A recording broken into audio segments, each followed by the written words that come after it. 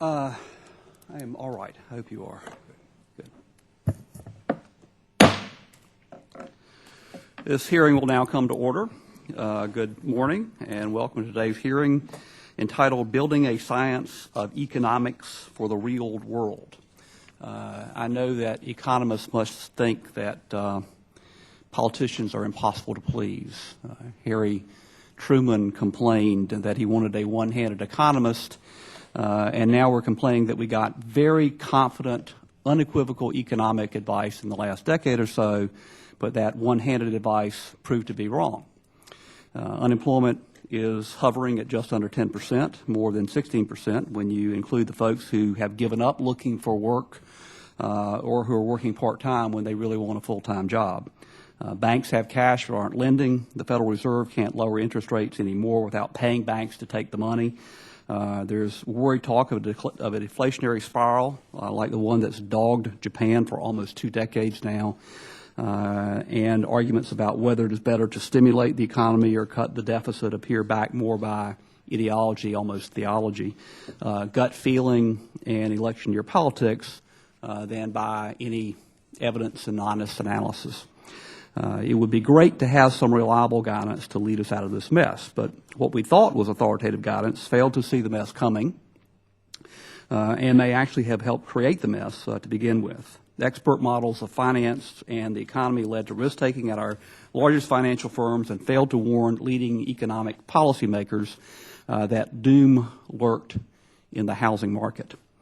Because our experts' way of looking at the economy left them blind to the crisis that was building, we were unprepared to deal with the crisis. A few weeks after Lehman Brothers went bust, former Fed Chairman Alan Greenspan, the steward of our economy, during the 20 years that culminated in the housing bubble, told our colleagues on the House Oversight and Government Reform Committee that his reaction to the financial crisis was shocked disbelief.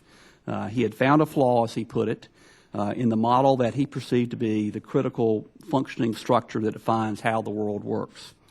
Greenspan's fallen model of the market shares many of the assumptions with the model that's favored today, from academe to the world's central banks. The macroeconomic model is called the dynamic stochastic general equilibrium model, mercifully called DSGE for short. According to the model's most devoted acolytes, the model's insights rival the perfect knowledge that Paul described in the first letter to the Corinthians, but unlike the knowledge that Paul described, DSGE's insights are supposedly available to us in the here and now. That overstates the case some, but if politicians can't exaggerate, who can? To be fair, DSGE and similar macroeconomic models were conceived as theorists' tools.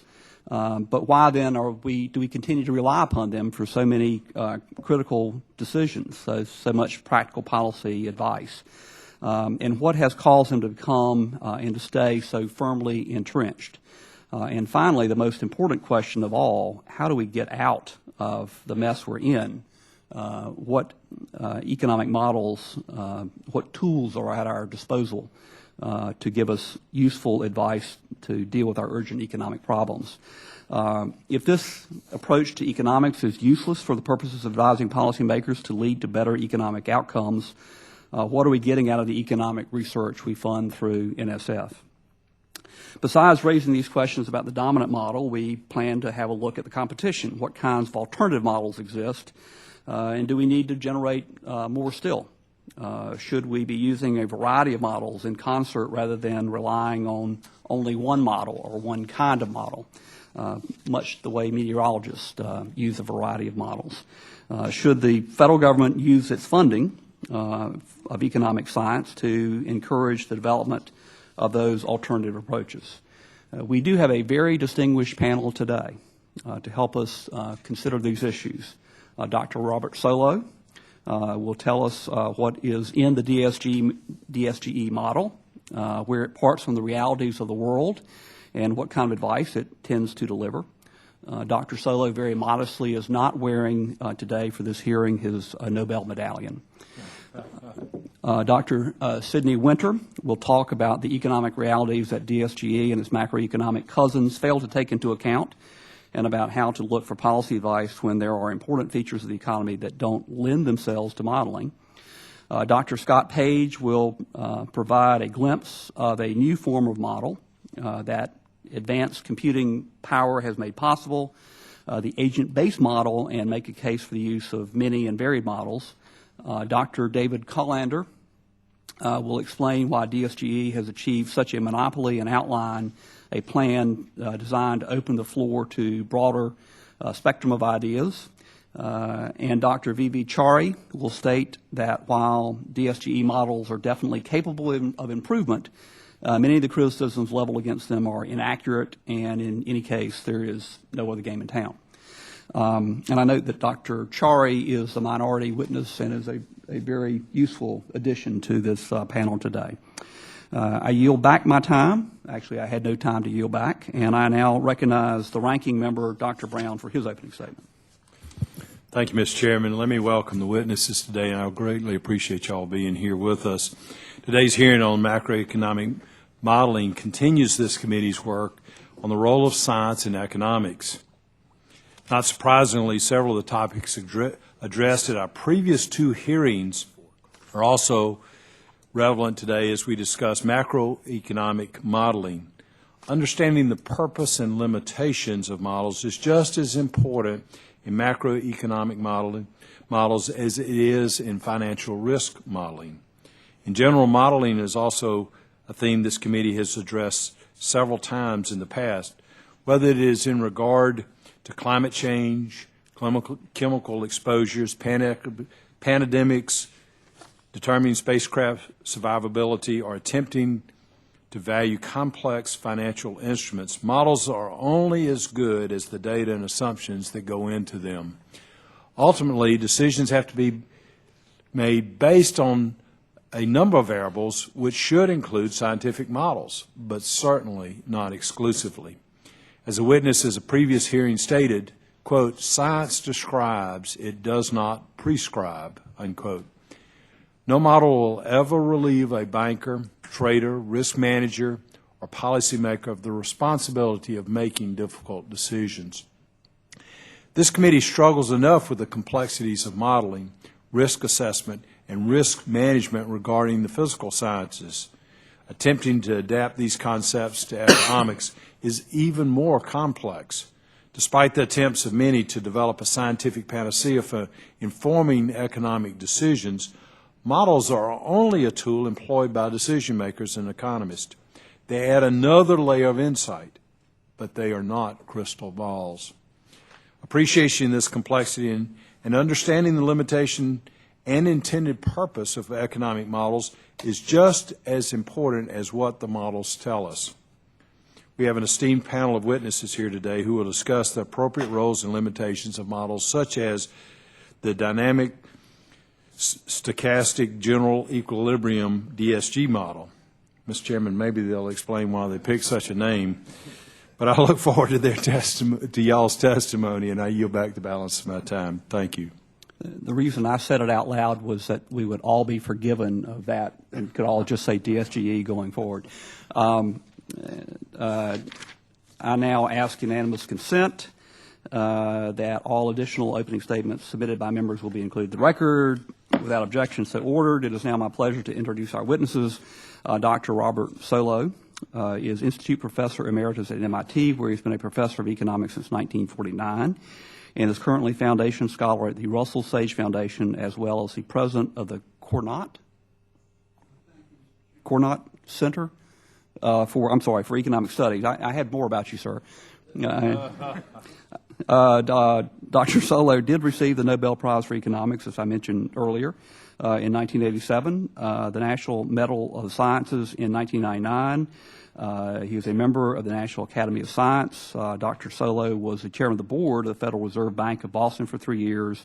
Earlier in his career, he served as the senior economist on the Council of Economic Advisors during President Kennedy's administration. Dr. Sidney Winter is the Deloitte and Touche Professor of Management Emeritus at the Wharton School of the University of Pennsylvania before joining Wharton in 1933. He served for 4 years as chief economist of the U.S. General Accounting Office, now called the Government Accountability Office, our friends, the GAO, in Washington. He taught for more than 2 decades in the economics departments of Yale University and the University of Michigan. Dr. Scott Page is the Leonid Hurwicz Collegiate Professor of Complex Systems, Political Science, and Economics at the University of Michigan, and an external faculty member of the Santa Fe Institute. Dr. Page, you might want to come up with a shorter way to describe your job, just like DSGE is so handy. He is the author of 3 books and more than 50 scientific research papers, and has won awards for teaching and service at 4 major universities. Dr. V.V. Chari is the Paul W. Frenzel land-grant professor of liberal arts, professor of economics, and founding director of the Hurwicz Institute at the University of Minnesota. He has served the Federal Reserve Bank of Minneapolis, for which he now consults as a senior research officer and economic advisor. He has been elected fellow of the Econometric Society. And then finally, Dr. David Colander has been the Christian A. Johnson Distinguished Professor of Economics at Middlebury College since 1982. He has authored, co-authored, or edited more than 40 books and 150 articles on a wide range of topics. His books include a Principles of Macroeconomics text and Intermediate Macro text. He is the former president of the History of Economic Thought Society. Our witnesses should know that you each have 5 minutes for your spoken testimony. Your written testimony will be included in the record of the hearing. When you've completed your spoken testimony, we will begin with questions. Each member will have 5 minutes to question. It is practice of the subcommittee, since this is an investigations and oversight subcommittee, to take testimony under oath. It does seem very unlikely that there would be any perjury prosecutions coming out of today's hearing. The prosecutor, the U.S. attorney, would have to prove that you knew the truth and consciously deviated from it. Do any of you have any objection to taking an oath? The record should reflect that all the witnesses indicated that they had no objection. You also have the right to be represented by counsel. Do any of you have counsel here? Surprisingly enough, the record should reflect that none of the witnesses, or all the witnesses, indicated they did not have counsel. Please now stand and raise your right hand.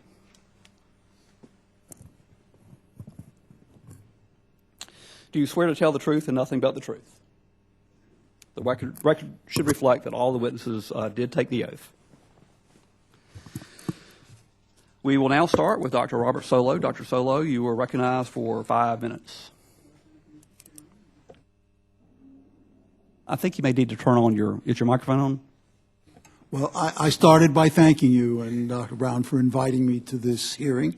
It's a little odd to be discussing an abstract question like how the macroeconomy works under circumstances like this, but it's pretty urgent. Here we are, near the bottom, as the chairman said, of a deep and prolonged recession, and the immediate future is very uncertain.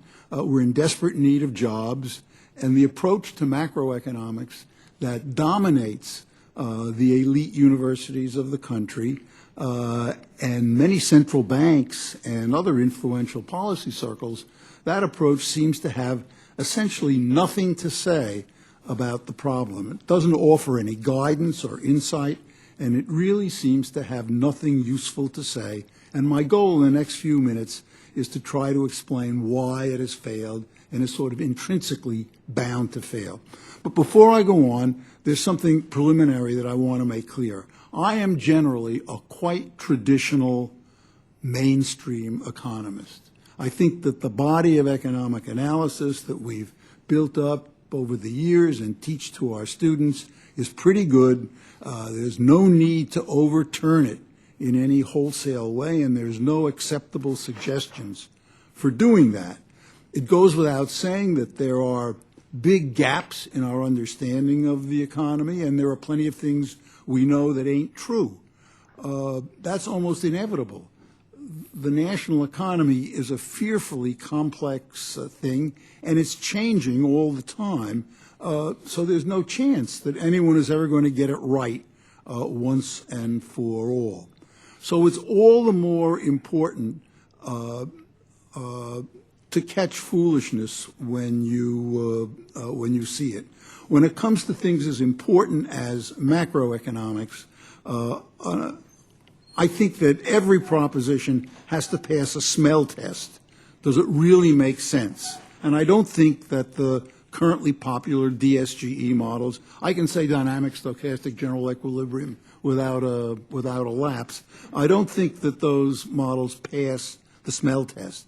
They take it for granted that the whole economy can be thought of as if it were a single consistent person or dynasty carrying out a rationally designed long-term plan, occasionally disturbed by unexpected shocks, but adapting to them in a rational, consistent way.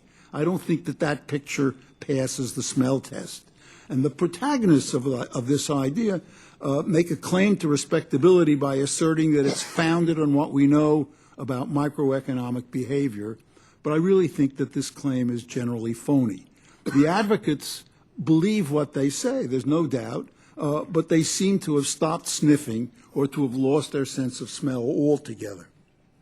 So most economists are willing to believe that individual agents, consumers, investors, borrowers, lenders, workers, employers, all make their decisions so as to do roughly the best that they can for themselves, given their possibilities and their information. They don't always behave in that fairly rational way, and systematic deviations are well worth studying. But it's not a bad first approximation in many cases. The DSGE model populates its simplified economy with exactly one single combined worker, owner, consumer, everything else, who plans ahead carefully, lives forever. And one important consequence of this representative agent assumption is that there are no conflicts of interest, no incompatible expectations, no deceptions.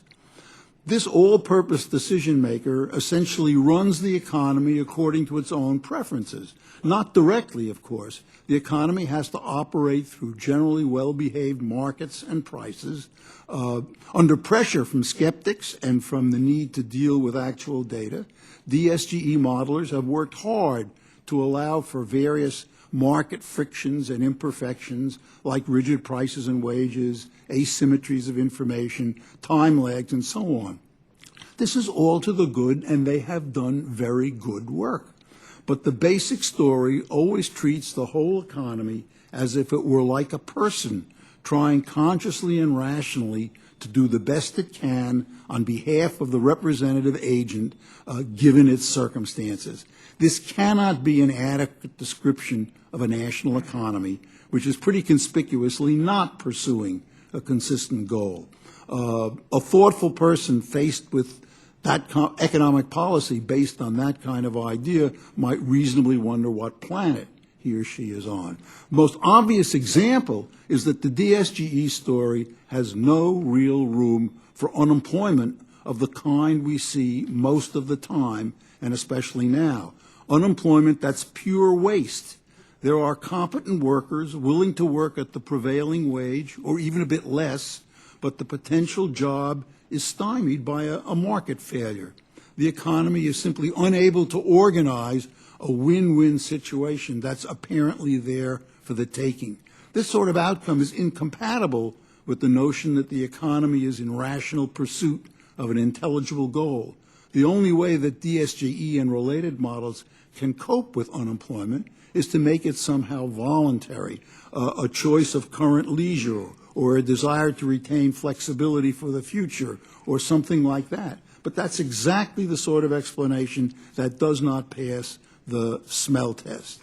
To the extent that the observed economy is actually doing the best it can, given the circumstances, it is already adapting optimally to whatever expected or unexpected disturbances come along.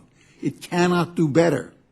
It follows that conscious public policy can only make things worse. If the government has better information than the representative agent has, then all the government has to do is to make the information public.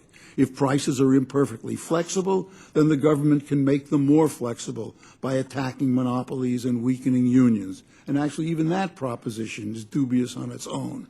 The point that I'm making is that the DSGE model has nothing useful to say about anti-recession policy because it has built into its essentially implausible assumption the conclusion that there is nothing for macroeconomic policy to do. I think we've just seen how untrue that is for an economy attached to a highly leveraged, weakly regulated financial system, as the chairman pointed out, but I think it was just as visibly false in earlier recessions and in episodes of inflationary overheating that followed quite different patterns. There are other traditions in macroeconomics that provide better ways to do macroeconomics, and I hope we will get a chance to talk about that soon. Thank you. Thank you, Dr. Solow. Dr. Winter, you are recognized for 5 minutes. Thank you. Mr. Chairman and members of the subcommittee, this hearing explores some fundamental and relatively neglected questions related to the recent financial crisis, and I'm pleased and honored to be asked to participate. And I'm honored to be following Bob Solow in this panel because Bob was once my college honors examiner and not long after that my boss, but that was a long time ago. As you mentioned, Mr. Chairman, I moved to the management department at the Wharton School of the University of Pennsylvania after previously having spent 2 decades teaching microeconomic theory at the PhD level. One of the reasons that I shifted to a managed department is that it offered me a more supportive environment for my research, which is more concerned than is the economics discipline with the realities of business behavior and of organizational behavior generally. The concern of this hearing, the shortcomings of the DSGE model, represents the tip of a very large iceberg, an iceberg which comprises by far the greatest proportion of model building and theorizing in the discipline, both macroeconomic and microeconomic. A distinctive feature of economics among the sciences is the degree to which most economists, especially most theoretical economists, are oblivious to behavioral realities at the levels of the fundamental units of the complex system that they study, the business firms and households. Although many economists defy that description, they remain few compared to the mainstream and do not get much attention or carry much weight. I was asked to discuss what is left out of the DSGE model.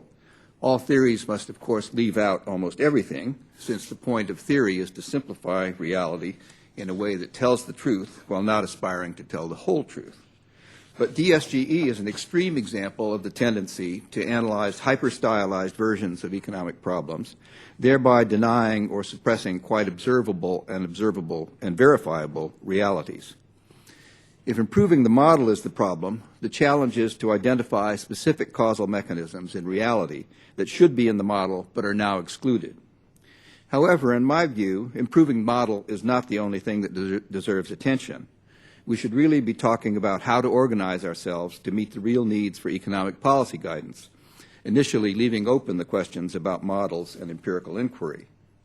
I attempt 3 things in the remainder of my time. First, I mention of a piece of economic reality that was fundamental to the recent financial crisis but was not reflected in the DSGE model or any macroeconomic model I know of. Second, I will suggest the difficulties and prospects of adding this piece to the prevailing models. And third, I will expand on the need to extend the quest for policy advice beyond models and their improvement. The piece of reality I referred to is the process by which the residential mortgage business in the United States evolved into a system where nobody really cared whether the loans were going to be repaid. This meant, as you know, not attending carefully to the creditworthiness of borrowers and not seriously appraising the collateral. These practices developed slowly out of familiar mechanisms of self-interest with attendant thoughtful advocacy, until in the end, lenders in a traditional sense with traditional lender incentives had gone almost extinct as an economic species. I review this story in my written testimony.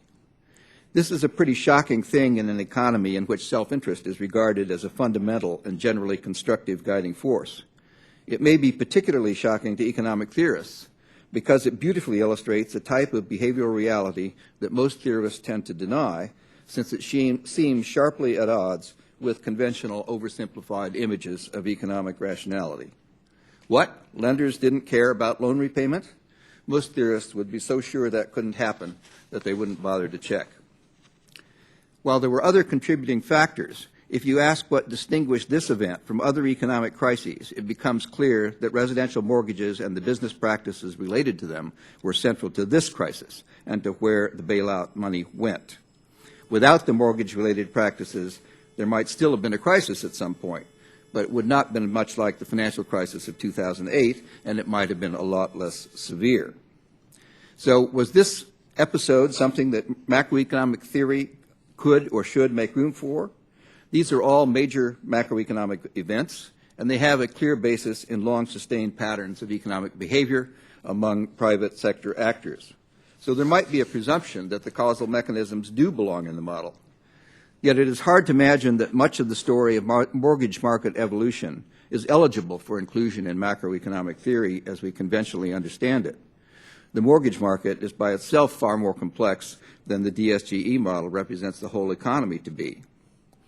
We could at least have a richer collection of partial models to inform us, and we need in particular models based on business practice, an idea that does not appear in any mainstream economic theory text that I know about.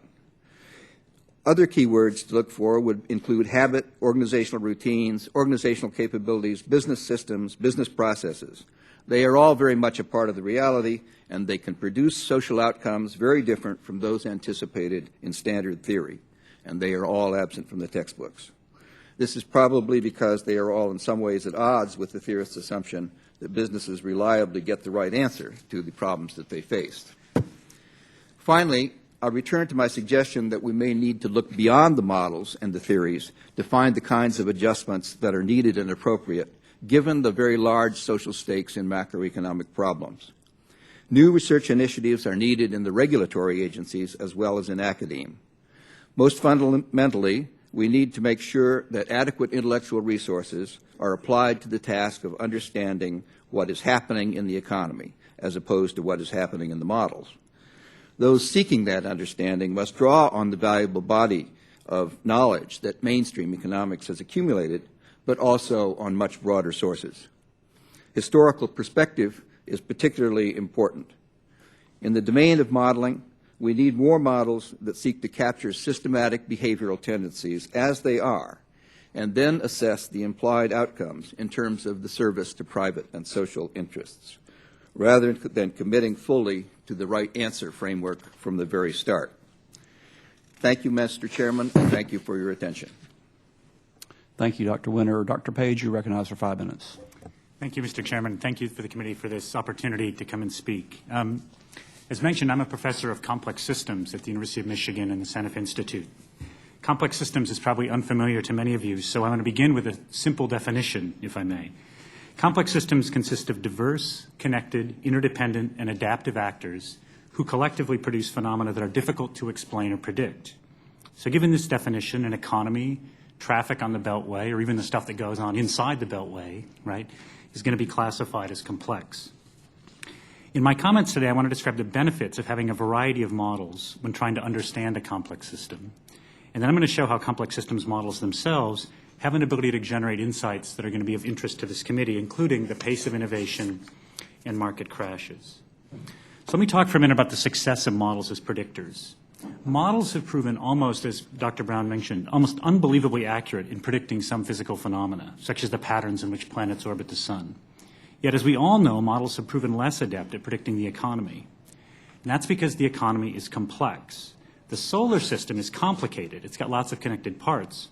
But those parts aren't very diverse, right? They're little orbs, and they don't adapt. And because of that, it's predictable. So if you take something like a complex system, a single model can only cast so much light. Hence, we need multiple models. And this is an idea that goes back to Aristotle, who asserted that a multitude is a better judge than any individual. Now, that's not just an intuition. That's something that we can actually formalize. So in my own work, I've written some stuff that basically says if I have a crowd of models and take the average of those predictions, then you can prove the following, that the crowd of models' accuracy is going to equal the average model's accuracy plus the model diversity. So this mathematical identity that I've framed here verbally shows the benefits of combining models. What you want is you want a lot of models, and you want those models to be diverse. But that's not to say that a group of models is accurately going to forecast the economy. It probably won't. The economy is too complex. But we can widen our lens, and we can use a crowd of models to predict bounds on the likely fluctuations in the economy and to anticipate unintended consequences and riskiness of policy decisions, such as the expanding of use of sophisticated financial instruments, such as credit default swaps. So let me turn to my second point, the particular value of complex systems models to help understand and guide the economy. This goes back to some of the things that Bob and Sid have mentioned. The economy consists of over 300 million people, 30 million organizations, and about 90% of those seek profits, and tens of thousands of government agencies. These actors are diverse, they have diverse beliefs and goals, they adapt as circumstances change, and they don't do so in lockstep. Some people spend, some save, some innovate, some people seek the comfort of routine. It's the aggregated interdependent actions of these millions of actors, people, organizations, and governments, that produce the macroeconomic patterns that we're trying to explain and predict. So how do we model this? The neoclassical approach assumes that individuals and firms make optimal choices subject to constraints on budgets, technology, and time. Actors, be they firms, people, or governments, accurately anticipate the future effects of their actions and the government's actions. And in its simplest form, this model is going to produce a stable equilibrium with balanced growth. Now, modern variants, which Chari will probably talk about of this model, include technological shocks that reverberate throughout the economy. These variants also include frictions, such as wages that are slow to fail. This stickiness exacerbates the depth and length of the echoes caused by the shocks. Now, this neoclassical model, this DSG model, is stark. It assumes no sectors of the economy, no unemployment, no physical geography, no networks of connections, no learning, the agents are always optimizing, and little or no heterogeneity of income, wealth, or behaviors. Further, almost all of the responses by the actors tend to equilibrate the system. So, for example, if you get an increase in demand for housing, this is going to increase the price of housing, therefore causing a reduction in future demand of housing. This is what we call in complex systems a negative feedback. The more you get of something, these negative feedbacks push things back. They tend to stabilize systems, and they lie at the core of neoclassical models. Now, the complexity approach assumes individuals with diverse incomes and abilities who are situated in place and time. These actors don't necessarily maximize profits or utility. Instead, what they do is they follow rules that have survived or succeeded in the marketplace. So if a financial firm with greater leverage, such as Morgan Stanley, is making higher profits, other firms may follow their lead. Now, note this effect. More leverage leads to greater leverage. This is a positive feedback. Positive feedbacks create what we call correlated behavior. Hence, systems that contain them can exhibit clustered volatility in large events, like stock market crashes and home mortgage crises. These could be avoided if the agents in the model were capable of predicting the future and realizing they should be optimizing, not following other people, but they're not, and unfortunately neither are we. So I don't mean to imply that complex systems can predict crashes. They probably can't. But they can provide an alternative lens to enable us to design rules, laws, incentives, and institutions, as well as encourage the development of productive social norms that might reduce the likelihood and severity of financial collapses. Complex systems also are often analyzed using computational, what are called agent-based techniques, as was mentioned. These techniques are capable of including sector-level details, financial markets, real estate markets, and service markets. The ability of complex systems models to include realistic detail creates the potential for new insights into causes and rates of innovation. So, for example, from a complex systems perspective, the innovative potential of an economy depends on its building blocks, the ideas, technologies, and basic science that sits out there that people work with.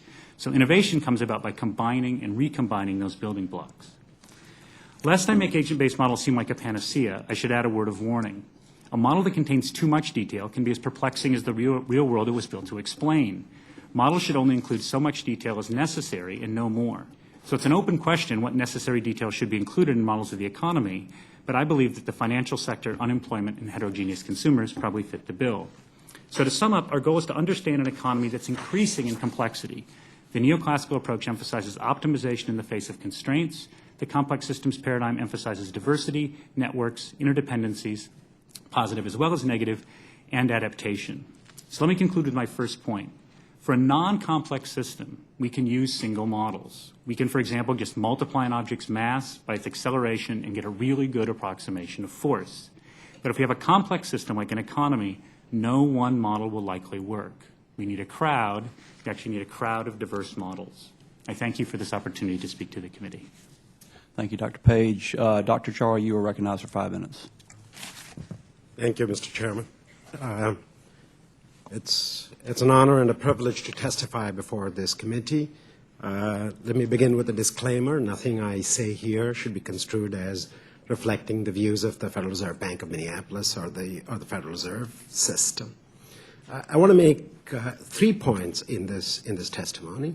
The first point is that macroeconomic research is a very big tent which accommodates a very diverse area of perspectives and is open to lots of different ways of thinking about the economy. The second issue that I want to raise is why did the current generation of so-called DSGE models, and there's not one, there are many, fail to see the crisis coming, and what should macroeconomic research look like going forward in order to forestall future crises. And the third is what can the public and Congress do to foster the kinds of macroeconomic research that's needed to ensure that we don't have catastrophes like the events of the last couple of years. First, in terms of macroeconomic research, as I said, is a very big tent, accommodates a very diverse set of viewpoints.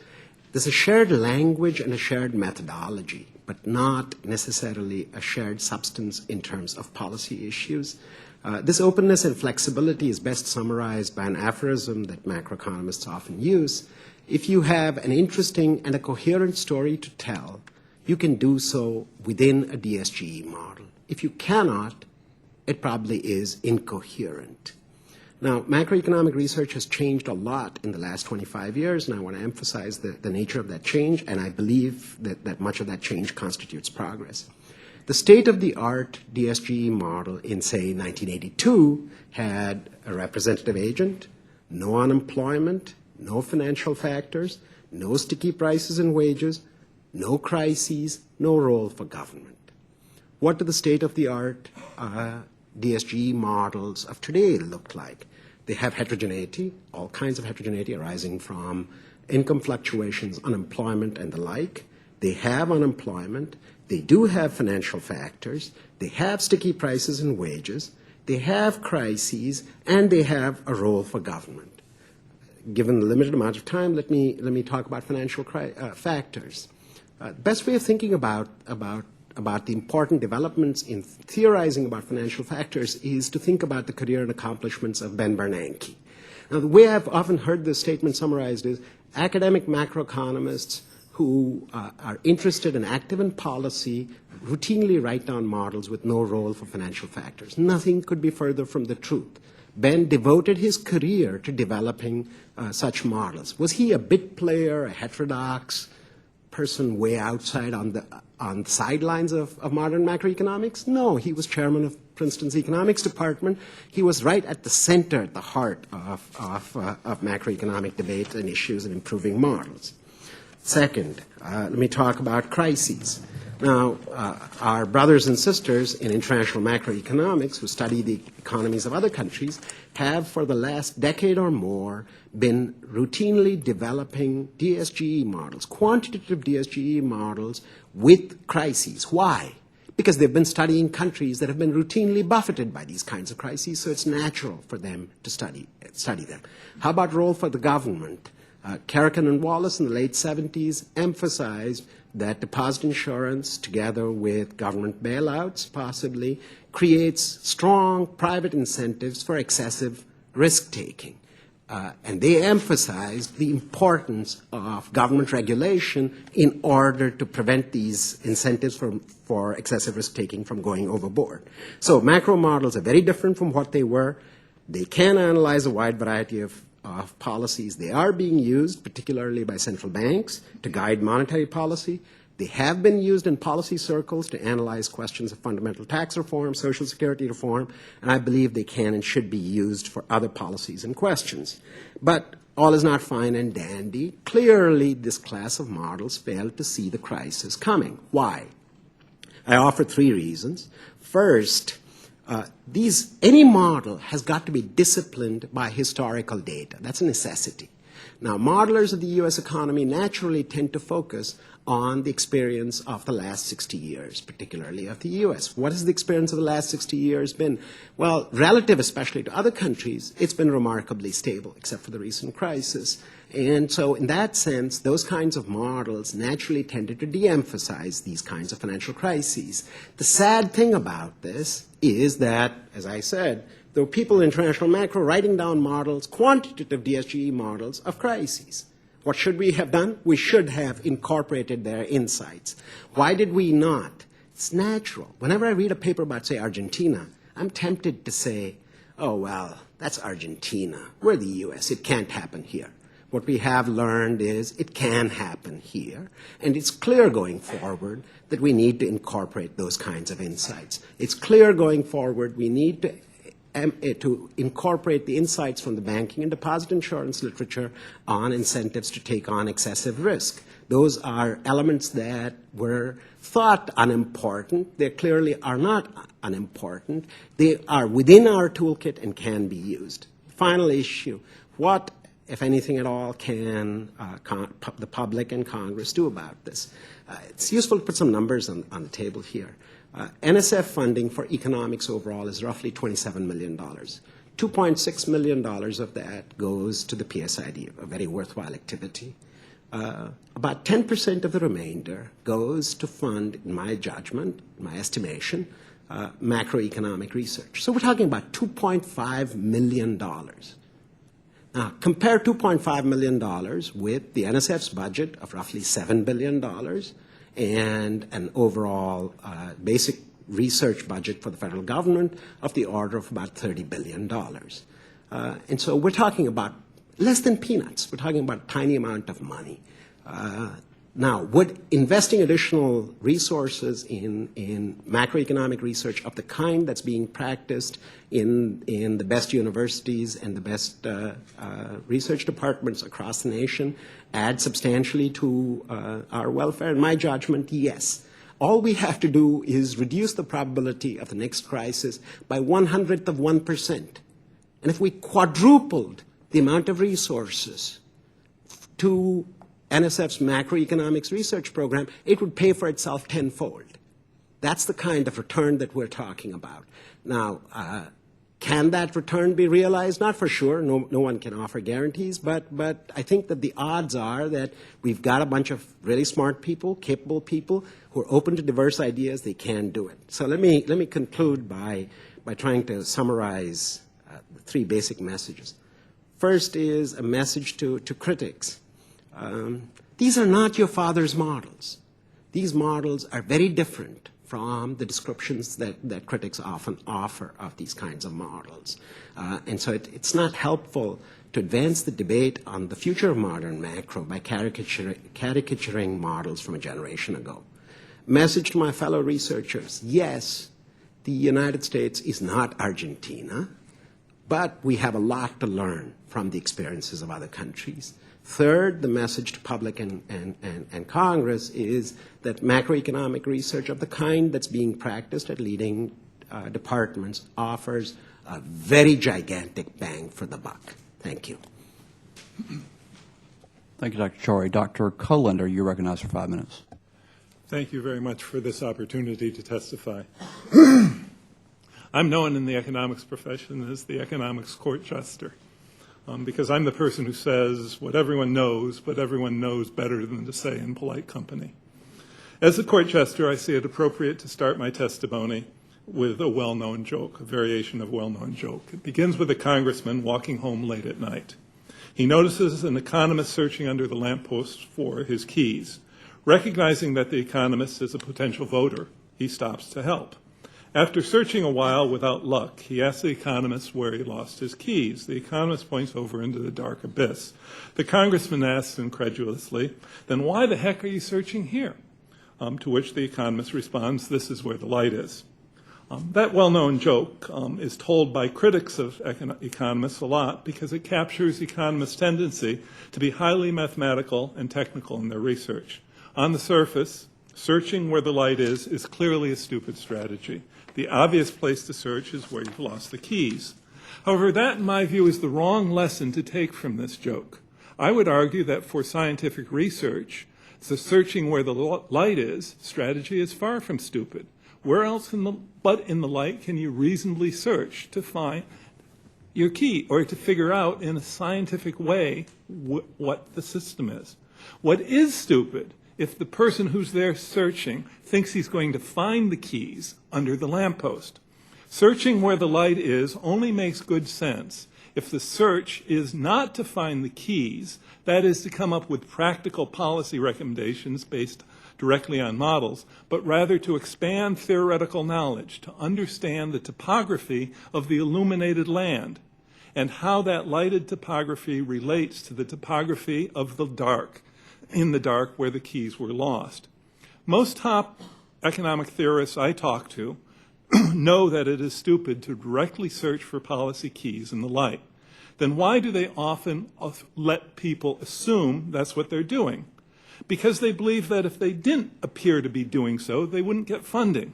The reality is that funders of economic research, such as NSF, all too often want immediate policy answers from abstract scientific models. Researchers respond to incentives, and if the researcher's livelihood is dependent on drawing policy conclusions from abstract formal models, they will do it. So if the economist had answered the congressman honestly, he would have told him, I'm searching for the keys here because that's where you're funding me to search. Keynes once said that policymakers are the slaves of some defunct economist. Economists like that story, by the way. To make the story complete, however, what he should have added is that, in turn, economists are the slaves of some defunct policymaker who established a funding system for research. The incentives inherent in that funding system play a central role in the kind of research that gets done. The reason I'm testifying here is I believe NSF can take the lead in changing the institutional incentive structure by implementing two structural changes in NSF program funding economics. And I think that these will change economists' incentives. The first proposal involves making diversity of the reviewer pool an explicit goal of reviewing process of NSF grants in social sciences. This would involve consciously including what are dissenting economists as part of the peer reviewing pool, as well as reviewers outside of economics, such as physicists, mathematicians, statisticians, and individuals from business and government who have real-world experience. They could put some sense of what Professor Solow said, does it pass the smell test? Such a broader peer review process would likely encourage research on a much broader range of models, promoting more creative work and providing that common sense feedback from the real world that you need to figure out whether the topography of the models fits the topography of the land that you're trying to search for in the dark. The second proposal involves increasing the number of researchers trained in relating models to the real world as opposed to just producing models. This can be done by explicitly providing some research grants to interpret rather than develop models.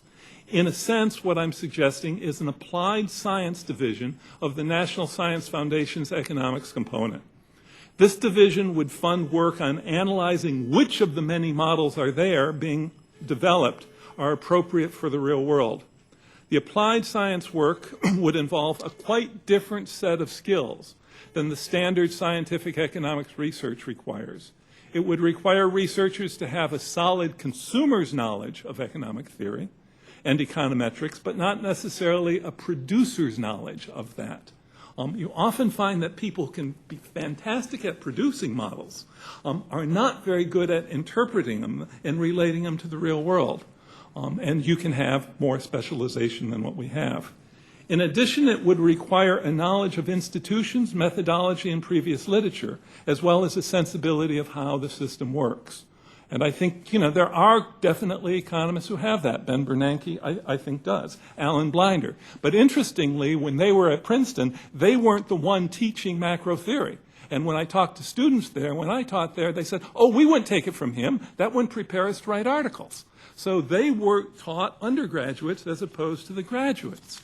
And that, to me, is crazy. The skills involved in interpreting models are the skills that are currently not taught in graduate economic programs. By providing grants for interpretive work, the NSF would encourage the development of a group of economists who specialize in interpreting models and applying models to the real world, making it less likely that fiascos like the financial crisis would occur. Thank you. Thank you, Dr. Colander. I now recognize Dr. Broun for a motion. Thank you, Mr. Chairman. I ask unanimous consent that Ms. Biggert, a member of the full committee, participate in this subcommittee as if she were a member of this subcommittee. And my colleague on the Financial Services Committee. Without objection, that is so ordered. We will Thank you, Mr. Chairman. Begin with questions, the first round of questions, and I now recognize myself for 5 minutes. Dr. Chari, you testified that 30 years ago the models assumed no government action could improve things, and that was no longer the assumption. But there seems to be some disagreement among the panel about the extent to which policy can improve things. My own experience in the financial crisis as a policymaker has been very much with a narrow, micro kind of point of view. When I was first elected to Congress in 2003, the advice I got was that most members of the House, unlike the Senate where they can hold forth on all matters, that most members of the House labored in obscurity, and I should pick some technical issue no one cared about or was paying any attention to. I would probably never be heard from again, but if I had picked an issue that there was no one from my party, from my point of view, who had already claimed that issue, I would be doing useful work. And that the issue I picked was mortgage lending. My experience in dealing with mortgage lending was that the loans, the individual loans, were horrific. Dr. Solow talked about the assumptions that there were no conflicts of interest and no lack of information, no lack of knowledge. And middle-class homeowners and really subprime mortgage lending was not to purchase homes. It was people who owned homes and needed to borrow money. There were refinances, overwhelmingly refinances. They were handed a sheaf of documents, small print, written by the bank's lawyer, by someone else's lawyer, not by their lawyer.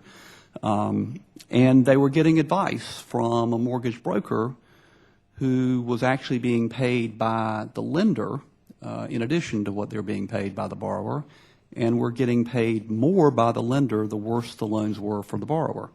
And the borrowers, the homeowners, were relying upon that advice and being told that this is very complicated. I will help you through this. I'm a mortgage professional. Almost everything I said should be changed met with the argument, oh, that will result in unintended consequences. And I would say, what kind of unintended consequences? Well, we don't know. That's the point. They're unintended. It kind of became an epistemological test. You know, how could you possibly do anything without knowing that there would not be unintended consequences? Do all of you agree that the models do now assume that there is government action, that government action can help, and that and how do we overcome the concern about unintended consequences? God only knows what they are. Any of you, Dr. Chari, since you were the one who said 30 years ago there's been a change from your father's economic models? Sure. Here's one way of illustrating the nature of that change. Earlier this month, the Society for Economic Dynamics, a hotbed of DSG-style modeling, held its meetings. About 400 papers were presented. I flipped through the program. About 50 of those papers dealt with policy in macroeconomic models. Guess what? In none of the 50 was the best role for the government to get out of the way and stay out of the way. In every one of those 50 papers, every one of them analyzed, ranging from monetary policy to fiscal policy to innovation, on all across the line, they all had a role for policy. In terms of sort of the thinking through the mortgage market, I think it's really important to understand that if you look at the people who held the debt issued by major financial intermediaries, ex post, that is now, after all these events, they have suffered very small losses, primarily because of various bailout programs. These debts that were issued by major financial intermediaries were backed in substantial part by subprime and other kinds of mortgages. It is rational in a world like that, that the people who issue subprime mortgages will pay very little attention to the risk characteristics of the borrowers. I'm not saying that's the only factor, but that's an important factor. Understanding the importance of that factor has obvious implications for the nature of financial regulation going forward. And that's the kind of insight that comes out of thinking through a model in which even if everybody counterfactually behaves very rationally, you can create very perverse incentives, you can create very bad outcomes, and you can create an important role for government policy. Any of the others want to address the role of government under any of these models, or whether, to the extent to which the models assume that government can play a useful role? Dr. Solow, you certainly touched upon it, as did you, Dr. Winter. Dr. Solow? Yes, thank you. I have a lot of empathy for Dr. Chari and what he is trying to explain. This is very difficult to do. It's easy to say you should include this aspect of reality, you should include that aspect of reality. To try to do it in a logically tight way is extremely difficult. But when he says that the more recent vintages of DSGE models have a role for government or allow for unemployment, then I think that's really a little misleading, in the sense that if you were to look closely at a DSGE model with unemployment and ask, how does unemployment happen and what does it mean, it wouldn't be the kind of unemployment that you see in your district, for instance. It wouldn't be the case where there are workers who are unemployed workers, competent to do a job because they did it 6 months ago or a year ago, prepared to work for a little less than the going wage, and no one will employ them because there is no market available for their output. Instead, if you read the pages on unemployment in a DSGE model, it's full of explaining little glitches in the labor market, little inefficiencies here and there. And there's a tendency to underestimate the cost. Similarly, with the role of government, I said those models have lots of room for government. What the government should do is try to make the world more like the neat model by eliminating inflexibilities and rigidities and elements of imperfection and whatnot. The notion that the government might, when there is unemployment and excess capacity, because there is not enough demand for goods and services to employ the whole economy at a reasonable level, that the government should try to find ways to fill that gap. That doesn't appear even in recent vintage DSGE models, because there is no gap. There's not a gap of that kind. Thank you, Dr. Solow. Dr. Winter, do you feel moved to? Yes, I would like to just comment briefly on what Dr. Chari said. I think in the attempt to understand what happened in the financial crisis, and we should recognize that there are different lines of explanation for the behaviors we see up and down the system, and in Wall Street in particular. Enormous losses were inflicted on Wall Street firms, and enormous personal losses on some Wall Street players. And there's a question of whether that happened because they didn't understand the system that they had participated in creating, or whether they were in some more rational way responding to the incentives of the system that presented themselves. So that, in fact, is, I think, an important research question. You know, what exactly was the basis for the kinds of decisions that created these enormous financial vulnerabilities. And there are voices out there, which I consider to be credible voices, that say basically Wall Street confused itself in the end and created a system which it in turn did not understand at all. Now, I don't know what the right answer is, but it's a very important question. And what I would argue for in the domain of economic research is that we try to do better at resolving some of those questions on a factual basis when they turn up. There's a whole list of questions like that about the financial crisis, which could be investigated with high academic standards and systematically. It would tell us a lot about how the system failed us. Dr. Page. Yeah, just one quick comment, and this gets to this, I think some of the stuff David had said and also Chari as well, is that I agree that these DSG models are powerful models, and they've definitely changed over the last 20, 30 years, but there's this fundamental question of how do we think of the economy? So if I give you one word to describe the economy and you could choose between equilibrium or complex, you'd probably vote complex, right? But yet where the streetlight is, as David was saying, is and where we've built up all this knowledge is in these equilibrium models. Now, there's been attempts, and I think they've been extremely successful, to introduce, volatility. Like, so there's this notion that now there's a shock to the equilibrium, and then because of frictions and heterogeneities, that shock echoes through the system, creating these complex patterns. But this equilibrium mindset, I think, can be complemented by a mindset that instead thinks of the economy as something we're probably never going to understand, but we will see that different sets of policies create different types of incentives, creating certain types of positive and negative feedback. So we did see this giant rush. When you see, if you're just monitoring the economy and you don't think it's perfectly working and you suddenly see this huge rise in refinancing, a little bell should go off and you should say, let's think through the repercussions of this thing. And what the finance people would have told you is they would have said, look, we're bundling all this risk. It's all going to be fine. And they'd have said, looking back at past data, this bundling is going to work. But then you realize you're placing a lot of faith on a particular assumption about bundling that, in fact, didn't hold true. Right? So I think that there's a fundamental question of this notion between do we think of the economy as in equilibrium, and if you do, then you're imposing a lot of logical coherence. And if you do want that logical coherence, then you're sort of stuck with something like DSGE.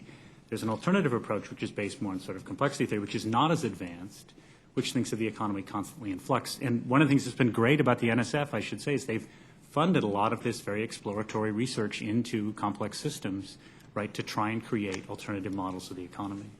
We have now gloriously exceeded my time, but Dr. Colander, you appear to be longing to address this question as well. I'd like to reiterate, what Scott just said, that it really is a point. DSGE models are wonderful, and you can expand them and everything else. They're impressive. But they're one particular point of equilibrium that you're looking at. Then you're relating it to this world out there, which is extraordinarily complicated, which has this complexity, this diversity going on.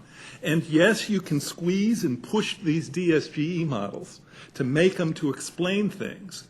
But it's like telling people here, yes, we can get a little roughness in the topography, when there's actually a gigantic cliff where there might be. You need a variety of other models. Now, I'm not saying I know what other models are there. And the emphasis is that one needs a lot of diversity within mainstream macroeconomics, and I consider myself a mainstream macroeconomist too. But, within that sense, everyone knew, and I think Dr. Chari has written, you have to start with a DSGE as your foundation. So you have to start from this point and then move out, as opposed to allowing you to search the entire lighted area. And that just hasn't happened. And that, I think, is what Dr. Solow is saying. There's nothing wrong with DSGE models, but there's a lot of topography out there, and we need more of that diversity. And somehow, within the way academia works, it has not allowed that to happen. And that, I think, is sad. My time has expired, and I apologize to the other members of the committee. Now, we'll try to be reasonably lenient on others' time as well. Dr. Brown's recognized for 5 minutes. Mr. Chairman, I ask unanimous consent that we let Ms. Bigger go out of order.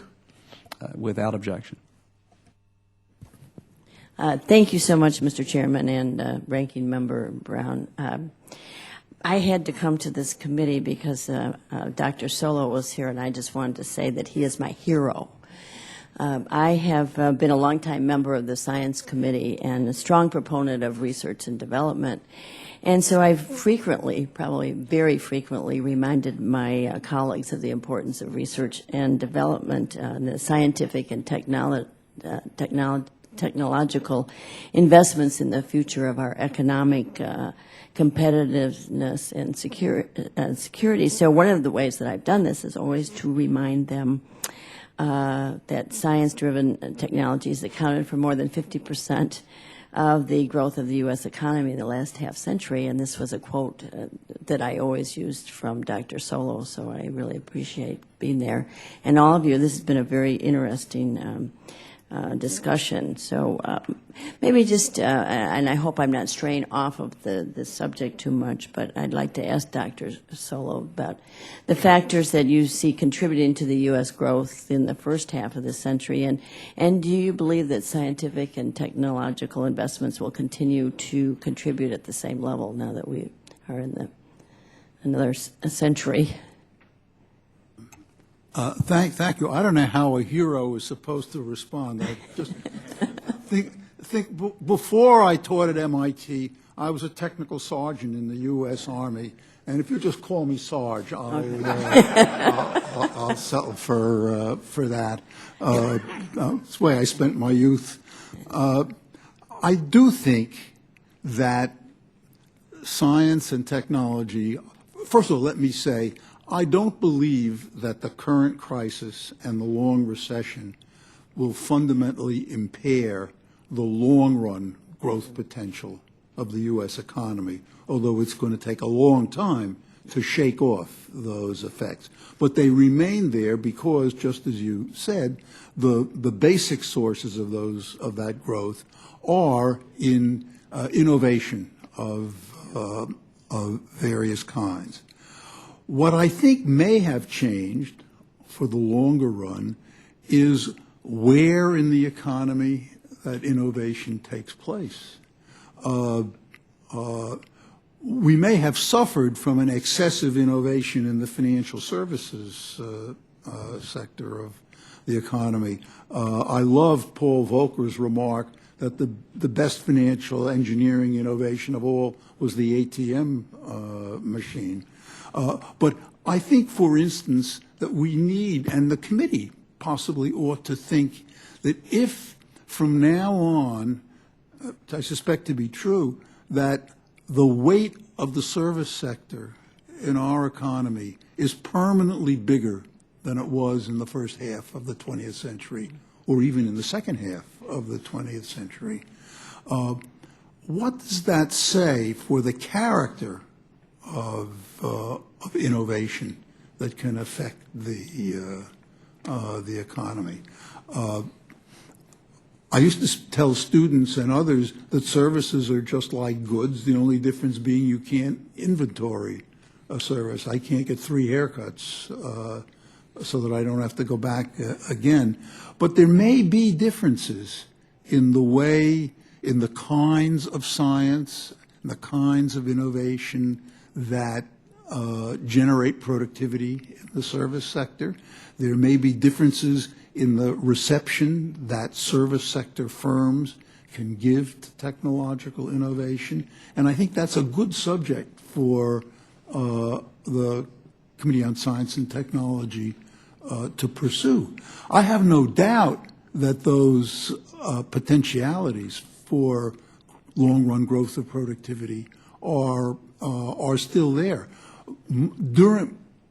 During the buildup of the great stock of computers in the U.S., most of those computers were being bought in the service sector, in retail and wholesale trade, in financial services, and elsewhere. And some service sectors exhibit very rapid growth in productivity. But that's the kind of long-run change in the economy that may affect the role of science and technology. But that role remains fundamental for growth, that it's the generator of long-term growth, I think is undoubtedly still true. Thank you. Well, thank you very much, Sarge.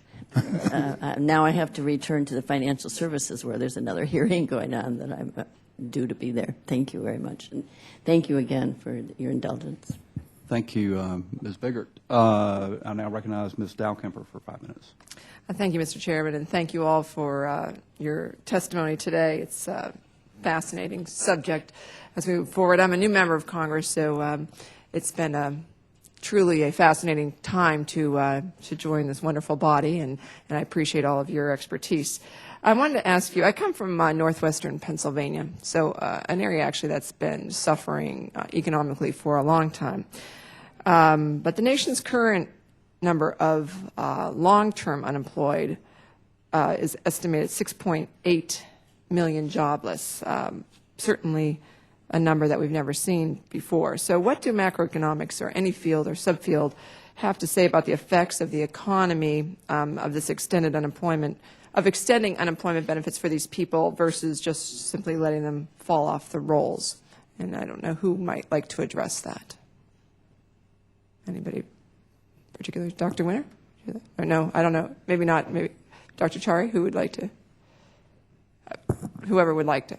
Since you're from northwestern Pennsylvania and I received my PhD in economics from Carnegie Mellon, I suppose I should be the person to try and help out. Let me just say one thing before I start. Professor Solow is not just a hero to Representative Biggert. He's a hero to all macroeconomists, modern or otherwise.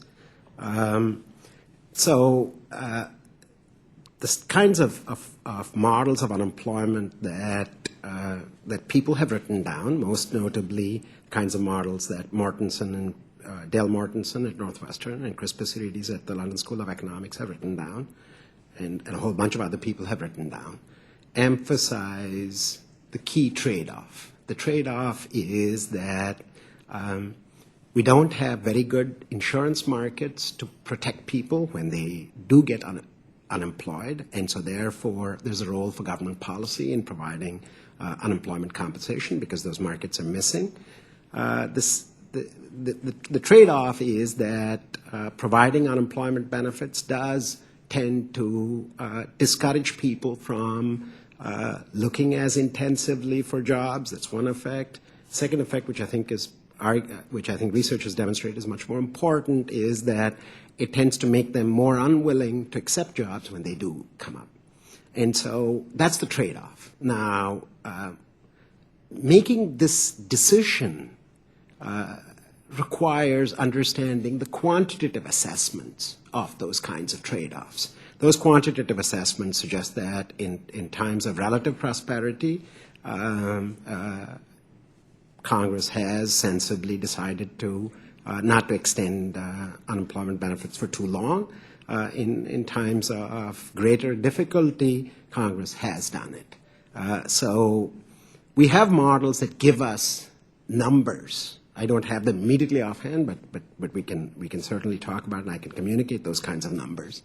But the ultimate decision about the size of those trade-offs, how important is it to protect people from prolonged periods of economic hardship versus the effect on their own incentives, is something that Congress has to make the difficult decision on. But the guidance that modern macro kinds of models can offer is a sense of the quantitative magnitudes of the trade-offs. Both those effects are present. That's what the research seems to demonstrate fairly unequivocally, and so we need to balance those effects. But I don't have immediately offhand the exact numbers that the latest version, of course, they're going to differ from model to model. Would anyone else like to address that? Dr. Winter, did you want to? And Dr. Solow, after Dr. Winter. Dr. Winter. Okay. Thank you. Yes, well, I just want to say again that in that area, there's a lot of rhetoric that goes around in the economics discipline about the causes of unemployment and the role of the incentives provided by unemployment insurance. And unfortunately, I don't think this rhetoric moves forward very much over the years. It could be improved by closer study of these phenomena through research, and that would be a valuable thing to do. But on the face of it, it seems to me that when you have the very dramatic changes in levels of unemployment that we have experienced, and when you have the regional diversity that we have in levels of unemployment, that it's quite implausible that there's somehow fixed considerations of human nature underlying the phenomena that you are looking at. I think the people become unemployed because of circumstances beyond their control to a very large extent. So I think, again, if there's doubt about that, and sometimes one hears comments that suggest there is doubt about it, I think it can be looked into carefully and should be. Dr. Solow, would you like to comment? Thank you. I just wanted to add to what Sidney just said, with which I agree, that if we simply look at Northwest Pennsylvania, at your area, there are a lot of long-term unemployed people for a number of reasons, for at least two big reasons, none of which has to do with the matter of refined incentives that are provided to them by the unemployment insurance system. One is that in every recession that follows a financial crisis, there is a tendency for unemployment to be very prolonged because the blow to business confidence and the blow to the confidence of lenders in the creditworthiness of businesses is such as to make businesses unwilling to make long-term commitments to employment. But secondly, Western Pennsylvania is not an area full of rising industries, so that long-term unemployment, I suspect, has been a problem there that was antecedent to the financial crisis.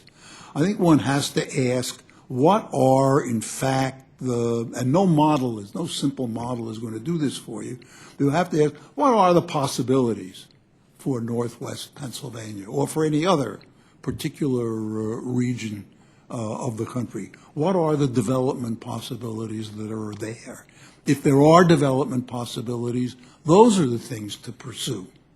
And in the meantime, I think it's simply a matter of humanity to support the 50-plus-year-old workers who clearly are not laying down on job search because they're getting UI benefits. They're not searching so actively because they know damn well there's nothing there to find.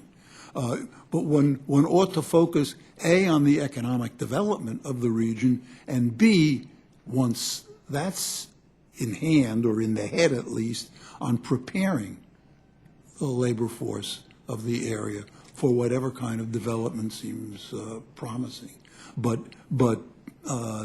looking at piddling little incentives, I think, is not going to help us at all. Well, thank you. That's sort of the sense I get from talking to people in my district all the time. Thank you very much. My time has expired. Thank you, Ms. Dalkemper. Dr. Brown is recognized for 5 minutes. Thank you, Mr. Chairman. The famous philosopher Voltaire once said that, quote, "the perfect is the enemy of the good," unquote. We use models such as weather forecast every day in our society, knowing that they're not guaranteed to be correct all the time, but accept this based on the importance and utility of the information that the models produce. Dr. Solow in his testimony argues that, quote, "the DSG model has nothing useful to say," unquote. Hope I quoted you correctly, I think so.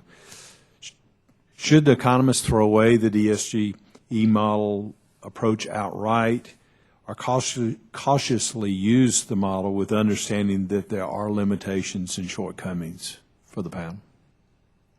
Dr. Solow, to begin with. I think it's the latter. I'm not. First of all, a lot depends on what you mean by the DSGE approach. If you simply mean that particular collection of assumptions, then I think there's nothing holy about that, and those assumptions can be discarded the way any set of assumptions could be discarded. If you mean by the DSGE approach being dynamic, being stochastic, and being interested in general equilibrium, then I think that approach can be pursued, although I share Scott Page's view, and I suppose the view of most of us here, that the presumption of equilibrium is a little excessive. But I think there's a lot. I don't want to discard DSGE. The people who do it are among the brightest macroeconomists we have. They're not foolish.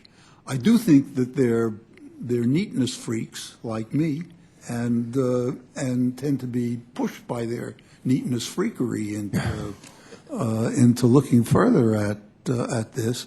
But I do think it has to loosen up.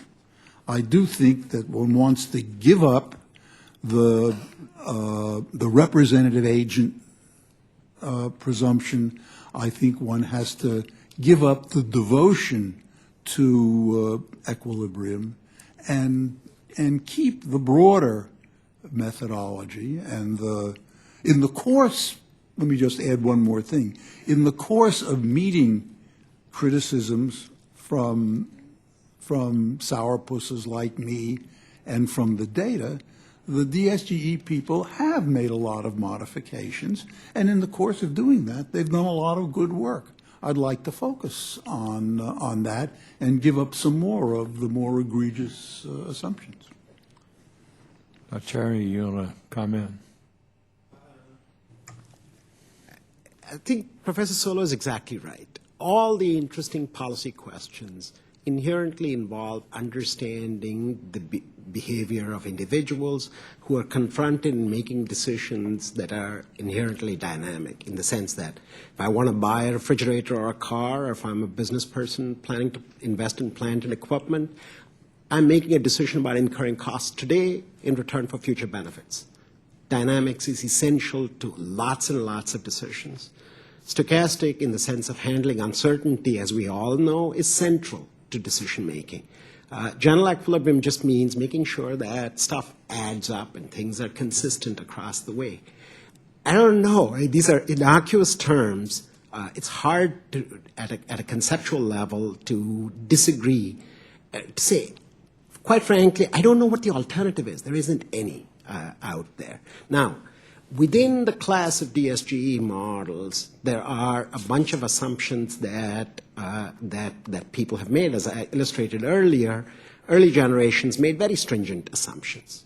We've thrown away most of those kinds of assumptions. What Scott is asking for example, is that we describe individuals as computer programs that react in predictable ways. There's nothing in the flexibility of the methodology that automatically precludes that. No, it's open to that kind of thing. Here's the problem that modelers confront, and here's the difficulty.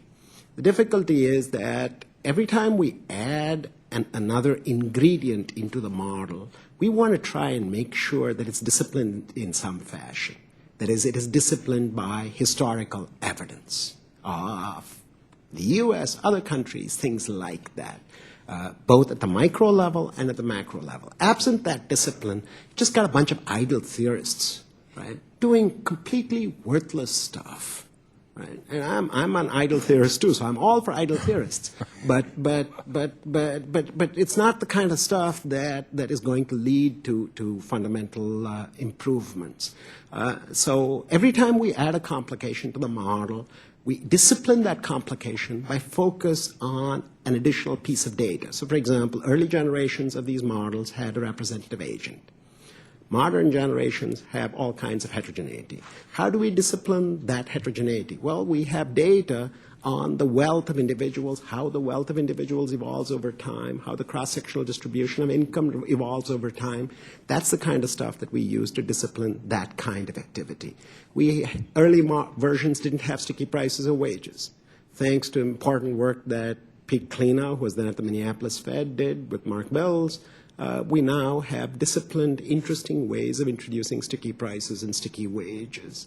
Right? Okay, so these kinds of things, every time things are added, as long as they are added with focus on data, with some discipline in the process of doing it, in general, my reading of the macroeconomics profession is, come on board, the water is, come on to the water, it's fine.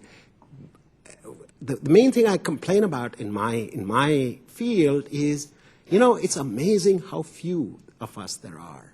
By my count, there are roughly 200, if I was to be very generous and include a lot of people, 500 economists who are actively engaged in the production and the consumption and the interpretation of DSGE models. We're talking about, this is an economy of 300 million people with, hundreds of thousands of economists.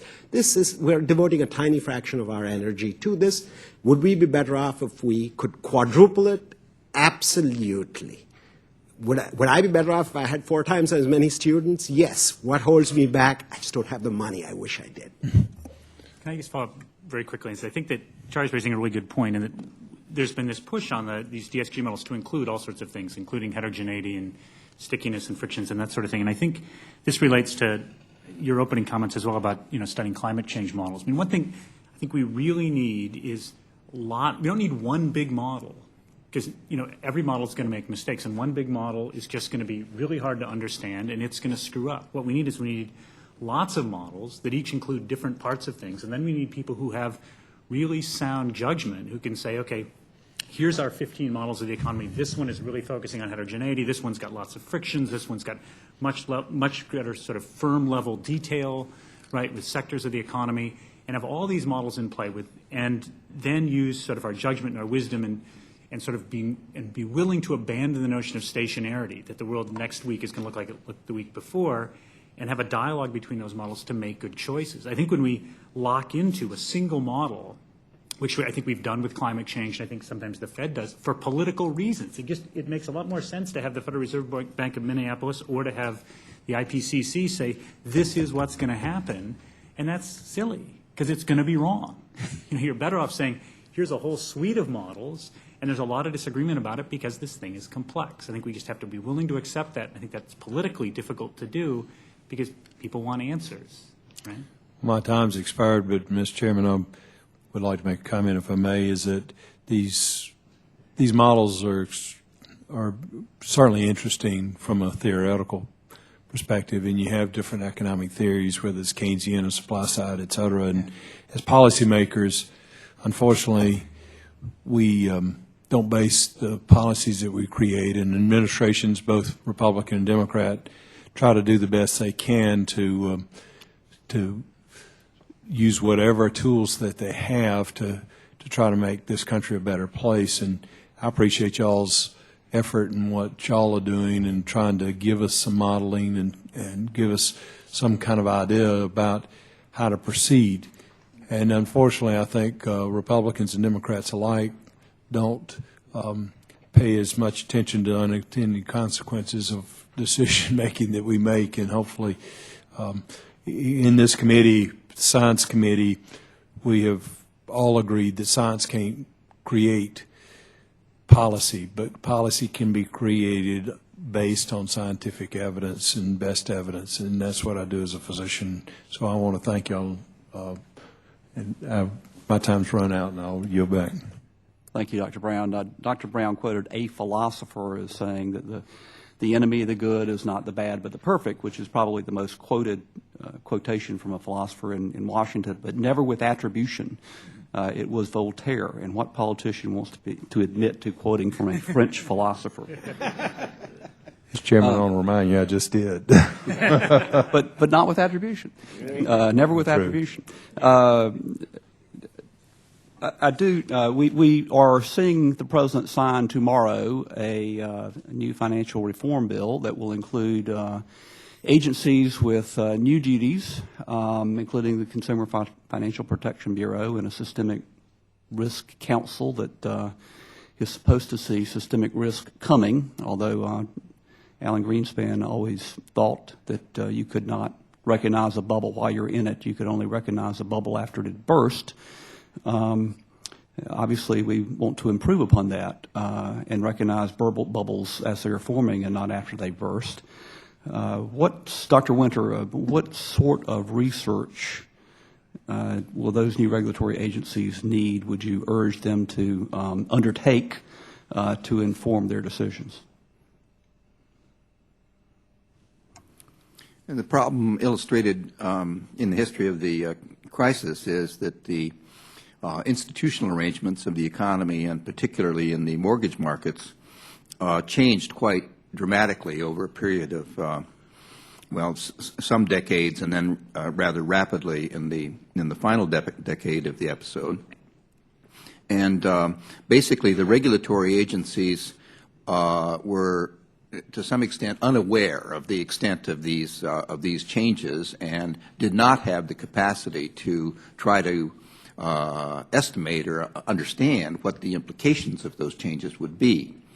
There was this, the Pew Foundation sponsored a very high-level expert task force on financial regulatory reform, which delivered a short report and remarked on this point, which, and I actually quote that remark in my written testimony, saying basically that the system changed a great deal. The regulators were not aware of the extent of this change and its implications. Now, to be aware of those changes, they would have had to had a lot of very high-quality economic research going on someplace, and presumably in-house, because I don't think it's very likely that that kind of research would be adequately supported elsewhere. So this would bring me back to Dave Colander's remarks about the need to have some greater strength in the domains of applied economics to use the understandings that we accumulate in academic research to address the really significant problems. So I think and suggest in my written testimony that these agencies, and I would include in particular the Fed staff in this respect, needs to have economists who have more of an orientation to the institutional context and the way that it's changing, and are interested in trying to estimate the implications of that so that they can provide some useful guidance. Thank you. Dr. Wynn, I've heard Ben Bernanke say, not so much in defense of why they didn't see the bubble forming, but why they did not act to adopt consumer protections, which the Fed had the authority to do since 1994, is saying that the abuses that became enormous happened fairly quickly, 2004 to 2006. Subprime lending went from 8% of all mortgages to 28% of all mortgages in 2 years. And it was an almost entirely unregulated corner of the market that they didn't see happening. It was not depository institutions that were initiating the loans. They were a conduit to the securitization market, which was almost entirely unregulated, which were investment banks that were not depository institutions. And no regulator actually really saw what was happening. So your testimony just now is very consistent with what Chairman Bernanke has said as well. Anyone else wish? May I comment on that? Yes, Dr. Winter. Yes, thank you. So, so I'm familiar with the sequence of events in the Fed on the matter of subprime lending, and I think an important part of what happened was that there was discussion. There was not action, but there was discussion about the need to protect the borrowers in the context of that episode. Now, I think what was very largely missed was the fact that we had created a system in which the lenders were making dumb loans. Right. That the effect of the securitization process and the general losing track of what was happening to the relevant information created not only the abuse of the borrowers, but a great vulnerability in the lenders. The loans would not have been dumb if housing had continued to appreciate the way it was appreciating.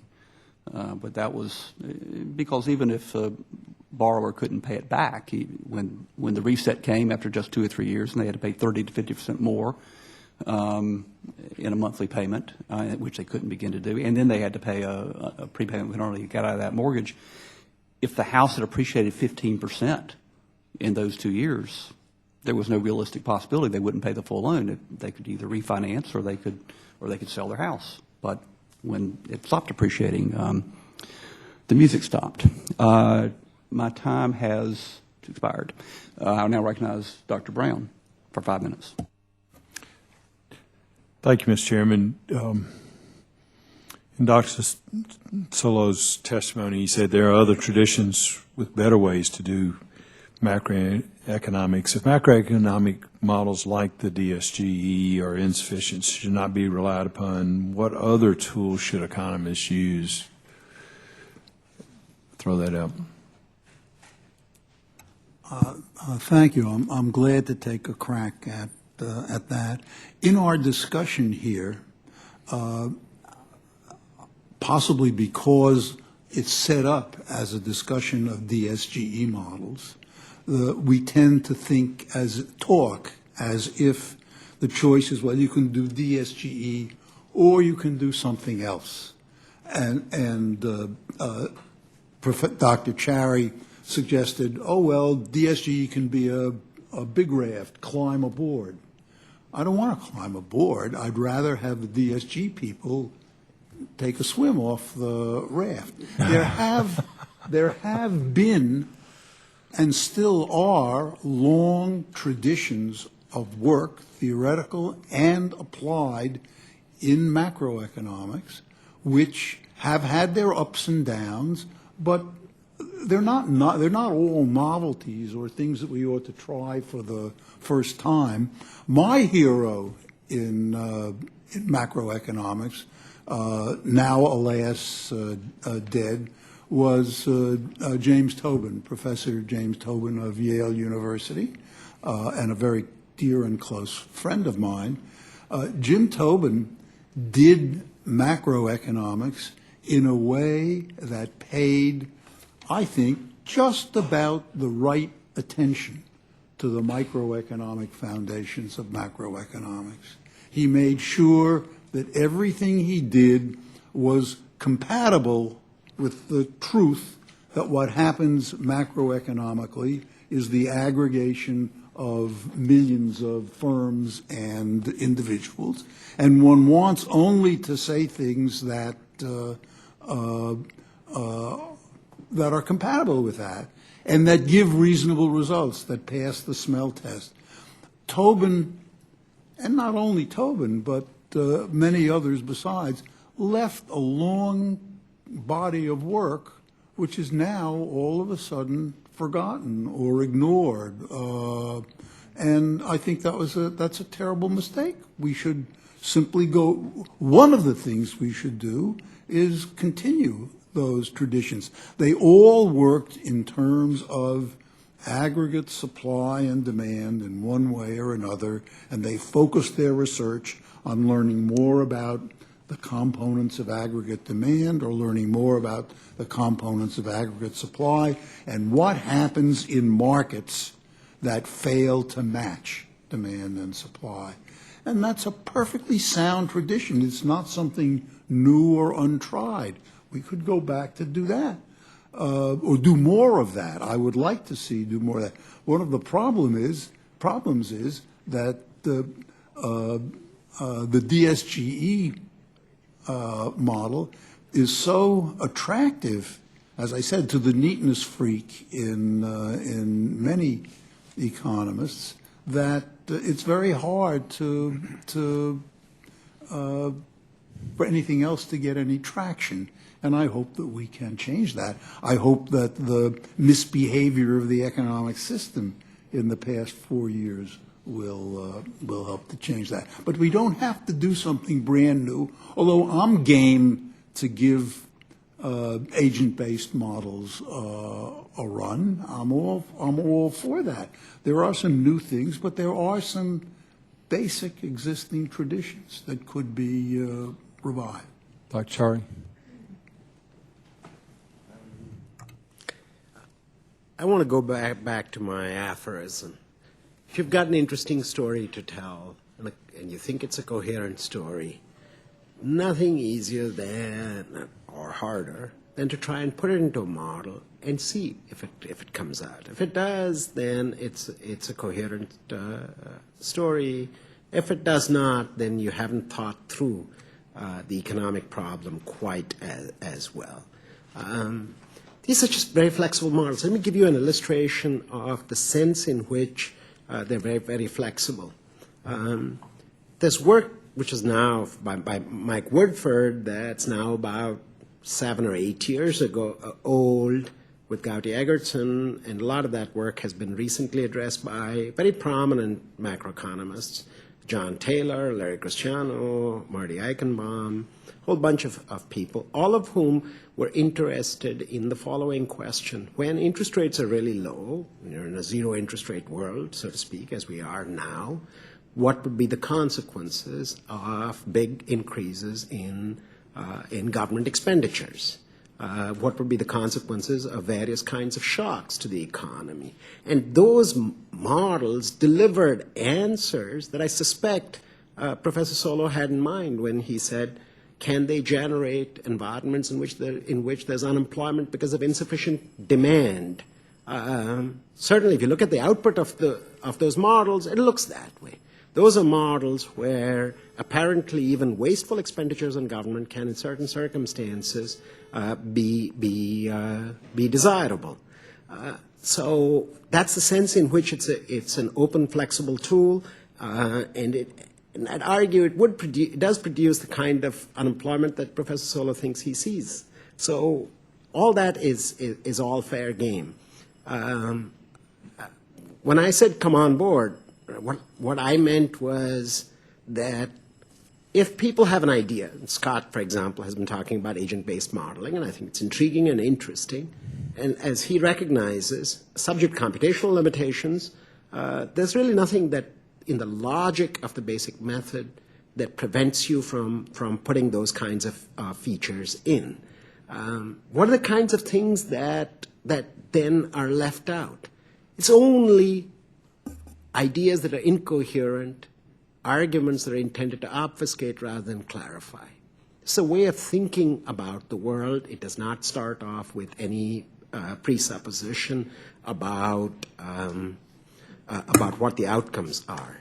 A final observation that's worthwhile keeping in mind whenever you think about all of these things is there are terms like bubble, involuntary unemployment, a variety of different kinds of things, which are theoretical constructs. They can be useful theoretical constructs, but they can also impede us from thinking through what the fundamental issue is. So the fundamental issue is the following. Housing prices in the United States rose dramatically over about a decade-long period and then collapsed dramatically. Is that a bubble or not? That's a hard question to tell. But an inarguable question to address is, do you have a model that can produce dramatic increases in housing prices? If you do not have a model that can produce dramatic increases in housing prices, don't come and tell me how we should regulate the housing market. You can't have something interesting to say. Now, in that model, is that dramatic increase in housing prices a bubble? May or may not be. It depends on the details of the particular model. So it is very important for models to be consistent with the data. It is very important for us to be able to write down models where the unemployment rate is sometimes 11% and sometimes 4%. It's less interesting, I think, to ask, in that model, is that unemployed person involuntarily unemployed, voluntarily unemployed? Those are hard questions. It is valid and legitimate to ask yourself the following question. If you asked the actors in the model, would you accept a job at the prevailing wage? You better get a situation where sometimes 11% of them say yes, and sometimes 4% of them say yes. So the way I describe this somewhat more succinctly is we should judge models by the outcomes that they proceed, not by the particular language that we use to decide whether the outcomes are the outcomes that we want from the models.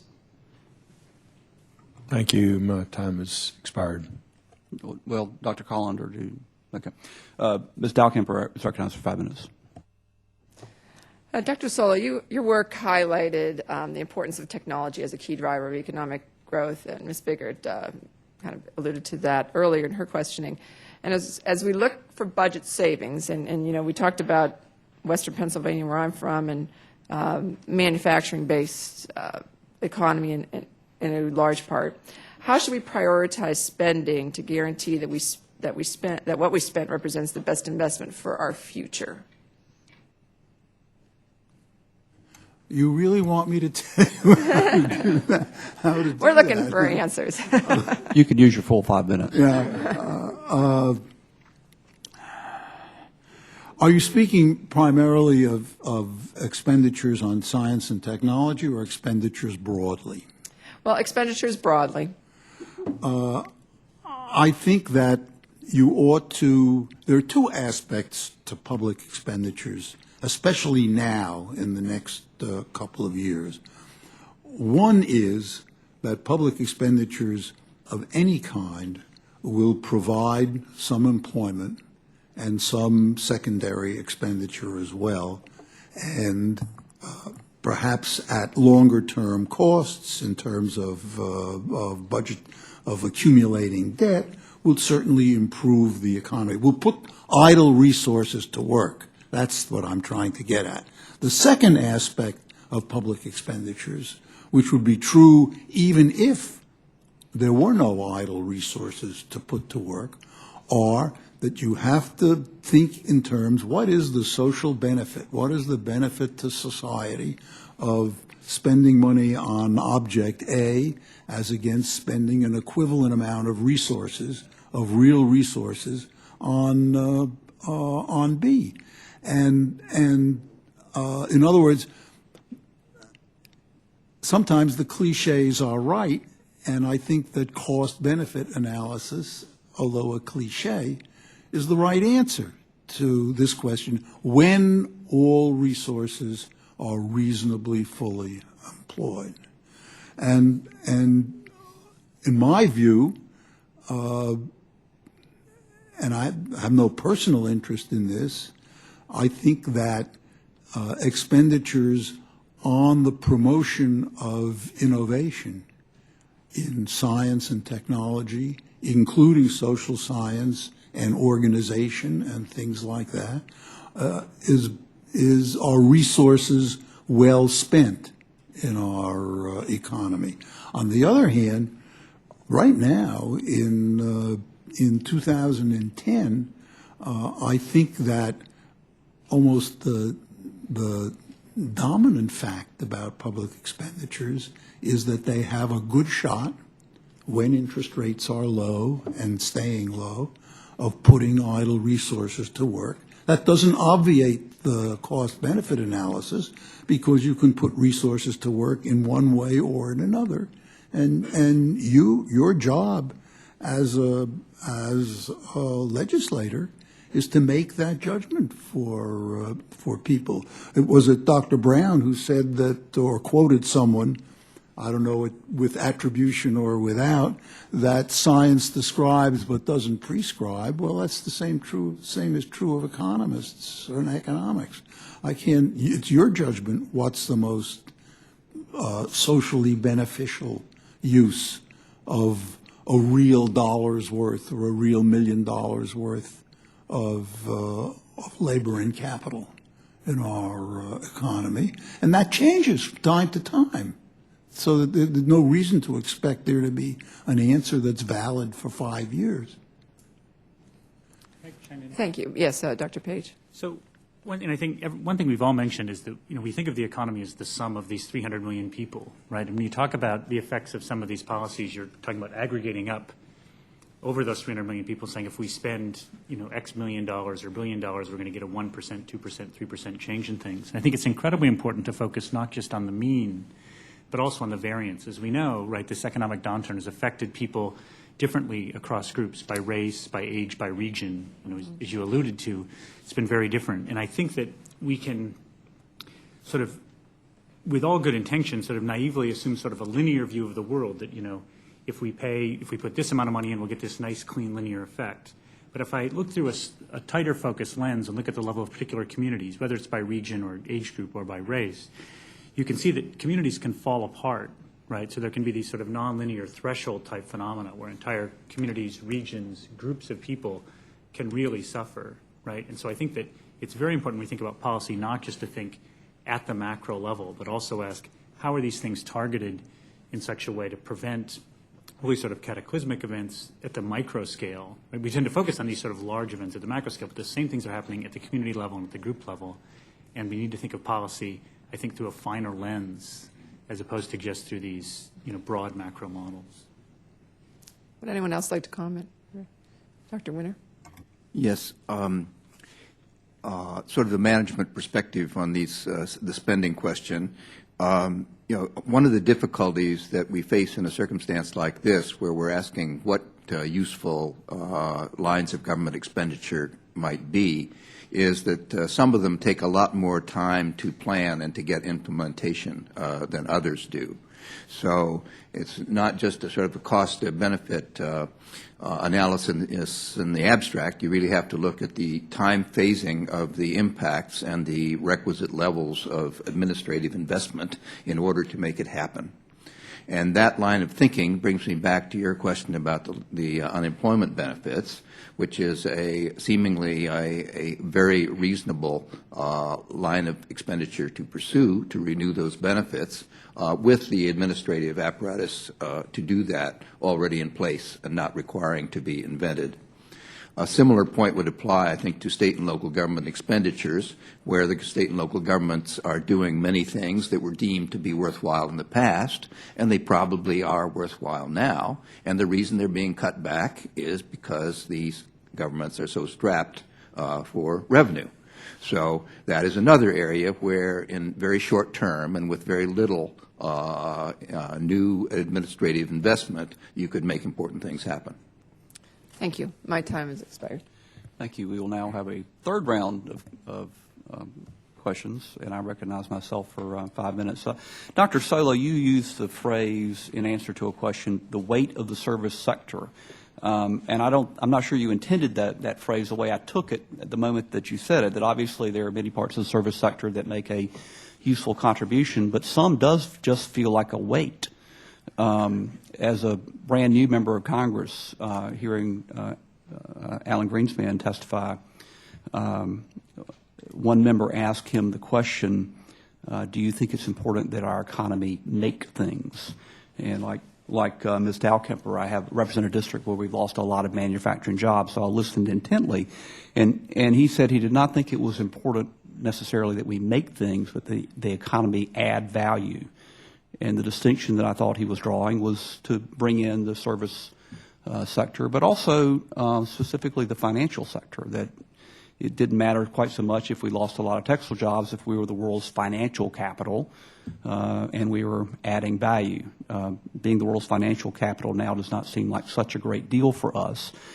And some economists have pointed to the growth of the financial sector as a symptom of something wrong, that has gone from 4% to 8%, but most notably the increase in the profitability of having gone from between 5 and 15% of all corporate profits to more than 40, with compensation almost twice what most Americans, the average American worker, is making. Should we regard that as simply the result of self-correcting forces in the current equilibrium, or as symptomatic of something wrong? I'm inclined to view it the way a doctor would view a swollen organ in the body. Anyone, Dr. Solow? Yes, so am I. In fact, I was going to interject something along those lines earlier, and then I thought I was talking too much, so I shut up. I think the doctor's point of view is the right point of view here, but I think there's a much broader point, especially in connection with financial services. When we were talking about what kind of research new regulatory bodies ought to do, one of the things that one of the kinds of research I'd like to see done is this.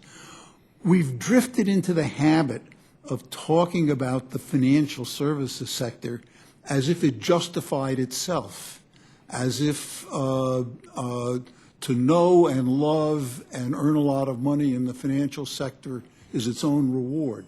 The fact is, God created the financial sector to help the real economy, not to help itself.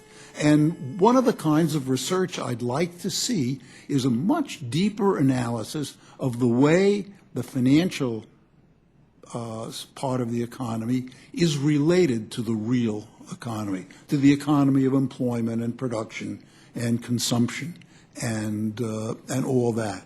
I suspect, it seems as if the chairman may suspect, that the financial services sector has grown relatively to the point where it's not even adding value to the real economy. It may be adding compensation to its members, but it's not improving the efficiency or productivity of the real economy. There are clear ways in which financial activity can and does do that. We know from lots of empirical study that for economies at a lower stage of development than the U.S. and Western Europe, financial depth really promotes economic growth.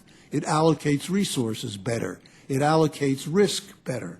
But I have the feeling, as you seem to have the feeling, that we've got to the point where the financial services sector is creating risk rather than allocating it. So I would like to see research aimed, as I said, at the relation between finance and the real economy, and particularly at what is the productivity in terms of the real economy of resources devoted to financial activity. When I spoke earlier of the weight of the financial sector, I was really simply thinking of the service sector. I was really just thinking of the amount of employment that it generates and the fraction of GDP that it generates, which are both very large and increasing. But I would not take for granted that because the financial sector is large and growing, that it must be profitable in the sense of beneficial to the efficiency and productivity of the real economy.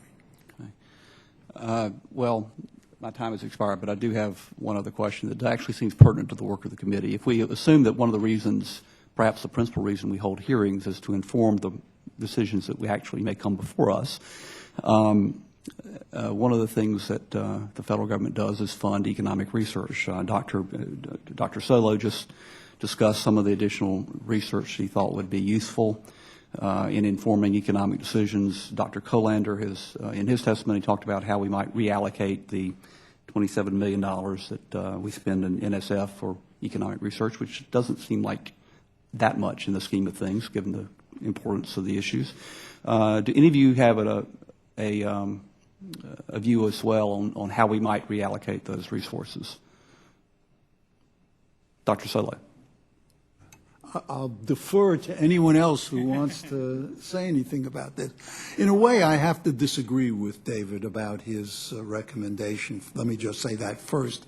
I am not, in fact, I'm a little appalled at the idea of appointing physicists and mathematicians and statisticians to review committees for the economics part of NSF. In my excessively long experience, physicists and mathematicians are capable of infinitely more stupidity about the economy than economists are, and not only capable of, but they exercise that capacity frequently. I do have a small, tentative, extremely tentative suggestion of a way in which funds devoted to NSF's economics division might be profitably employed that I think David might agree with. I spoke of earlier traditions in macroeconomics. It seems to me that as of now, those traditions are most carefully practiced not in universities, but in organizations, some of them for-profit firms, which do model building in order to do consulting for private businesses and for government agencies. I know the names of several of those, but that's unimportant. And the Council of Economic Advisors, the Federal Reserve Board, the Congressional Budget Office, all make use of those commercially or otherwise maintained macroeconomic models. I wonder whether NSF, you might provide some funds for NSF that it could spend making grants for basic research done by some of those model building enterprises. And there, I would even like to see the selection committee have representatives from the Council of Economic Advisors, the Federal Reserve Board, the Congressional Budget Office, which have an idea of how to use these models, how they are used, how they might be improved, perhaps by the addition of altogether different agent-based sorts of things.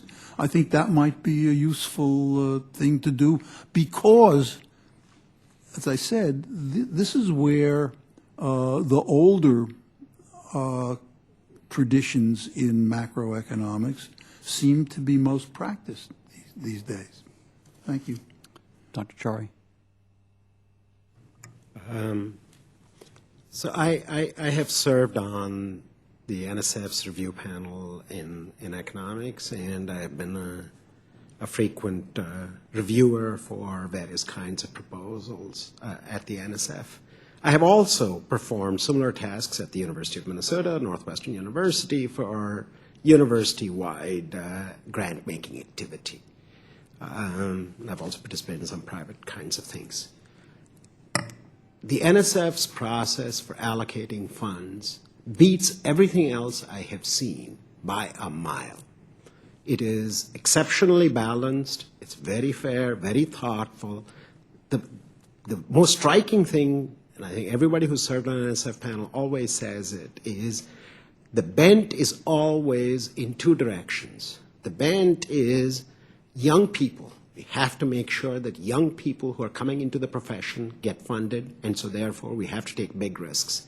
The second bent is we have to be sensitive to people who have ideas that seem outside the box. We should not be locked into our way of thinking about things. Of course, we need to apply standards, but we do need to do that. Given my experience dealing with the National Science Foundation, and in any event, given the approximate $2.5 million for macroeconomic research, I don't think there's much to be done by way of reallocation. I would, however, reiterate the case I made in my original spoken testimony. I think given the importance of the issues at hand, given the centrality of these issues for important policy making, this is an area, at the risk of being a pleader for special interests, this is an area where I do think the social returns to modest increases in funding are likely to be very substantial. Dr. Winter. First, I'd like to second that last remark of Dr. Chari's. I think, given the stakes in these issues, I think it's very hard to imagine that we couldn't reasonably try to devote more resources to useful kinds of economic research.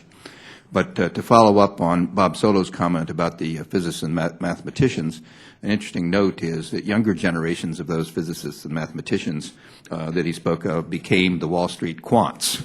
And so the model building that was going on in Wall Street was informed by very high levels of technical skill, but very little of the broader perspective, which one would at least hope that economists might have brought to that situation.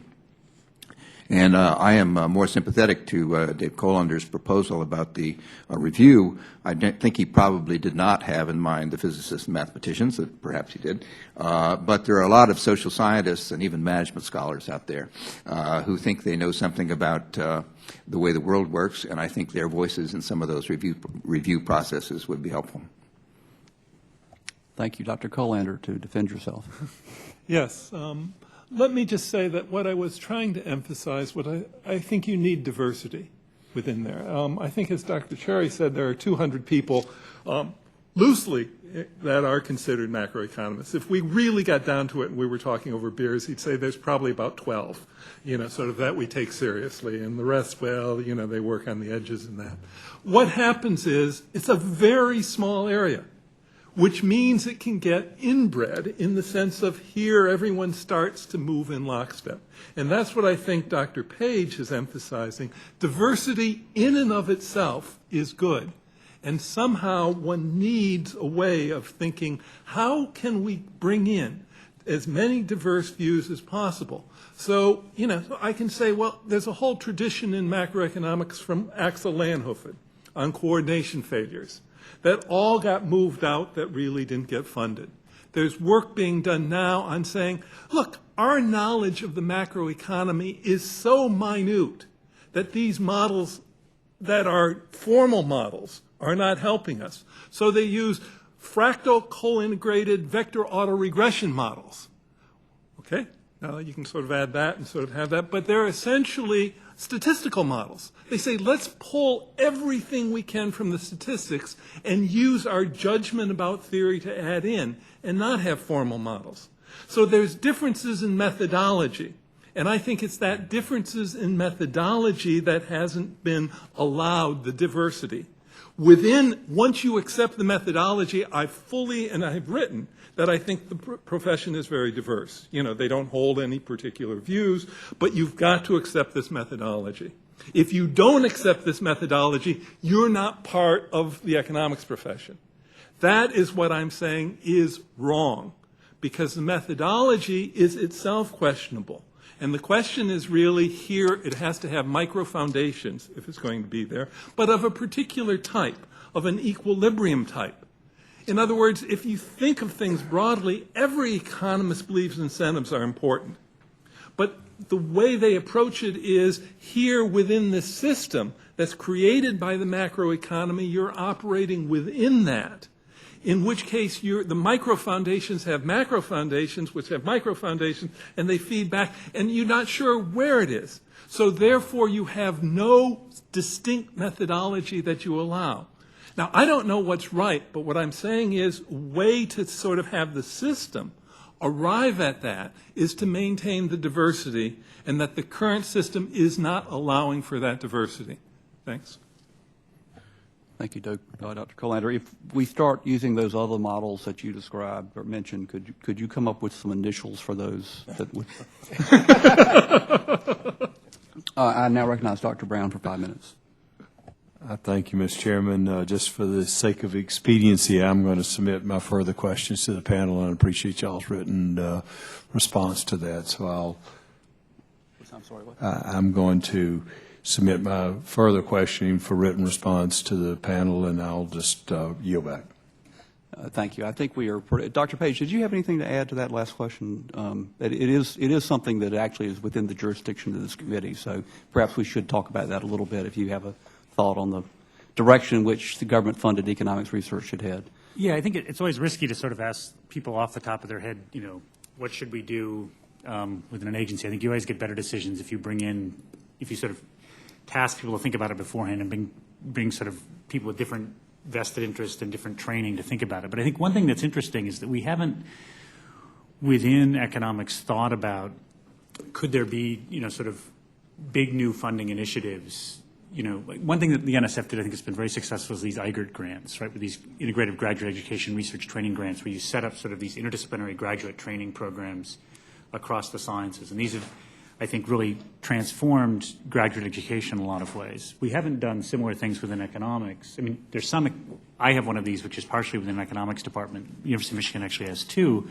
But we haven't sort of issued anything of grand challenges or just real opportunities to say to the economics division within the NSF, suppose we gave you $10 million, right, for a one-time only event, how would you use the money? So rather than just sort of come up with a program, give them an opportunity and let economists and sociologists and people who know financial markets and people who study organizations, but task an interesting, diverse group of people with coming up with saying, what do you think we could give and what would the bang for the buck be and how large are the stakes, as opposed to sort of, someone getting on a hobby horse and saying, this is my idea, let's do it. Because I think that there's a lot of really bright people who care deeply about these things. And I think with resources, we could be very innovative. The reason we're not being as innovative as we could be now is it's a very small pie, and there's a lot of incredibly talented people, and there's a lot of people with, strong agendas. And I think that the economics division, like most of the division, does a very decent job of dividing that up. But there hasn't been a sense of, here's something interesting, here's an opportunity, here's a pile of money. What could you do?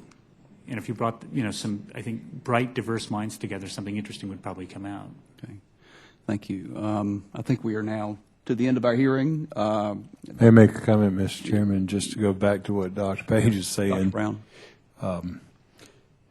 I bet if we gave each one of you $10 million, the money would be utilized in some manner or another. So I trust that would happen. Thank you, Mr. Chairman. Thank you, Dr. Brown. And Dr. Brown, I will make an agreement with you that if you do not tell voters in North Carolina that I've gone to Washington and started quoting French philosophers, I will not tell voters in Georgia that you have as well. Are you asking for unanimous consent request here? So, I will agree. Thank you. The hearings that I have grown to like the best are when they're really smart, thoughtful people whose testimony agrees with what I already think. I don't claim expertise in economics, but a great legal philosopher, Oliver Wendell Holmes, wrote that the life of the law has not been logic, the life of the law has been experience. And the lesson that I take from your testimony is that we do need logic, as we need logic in law. But if experience pulls us up short for where logic appears to lead us, we should listen to the logic, to the experience. Whether it's a smell test that Dr. Solow, whether we call it a smell test or otherwise, if the logical, the result of the application of logic leads to an unacceptable result or one that does not make sense, then we should pause over it. And certainly a lot that went on in the economy in the last 10 years looked at in isolation made no sense. And explaining that it could not be looked at in isolation, had to be looked at as it's a broader, part of a broader macroeconomy in which the little pieces all made sense, and there were self-correcting forces, and there was an equilibrium, and we couldn't tamper with it, or we would be tampering with mysterious forces that were beyond our knowledge. That proved not to be a good policy course. We would have been better dealing with the injustices, the things that in isolation appeared to make no sense. I do appreciate very much this very distinguished panel coming today.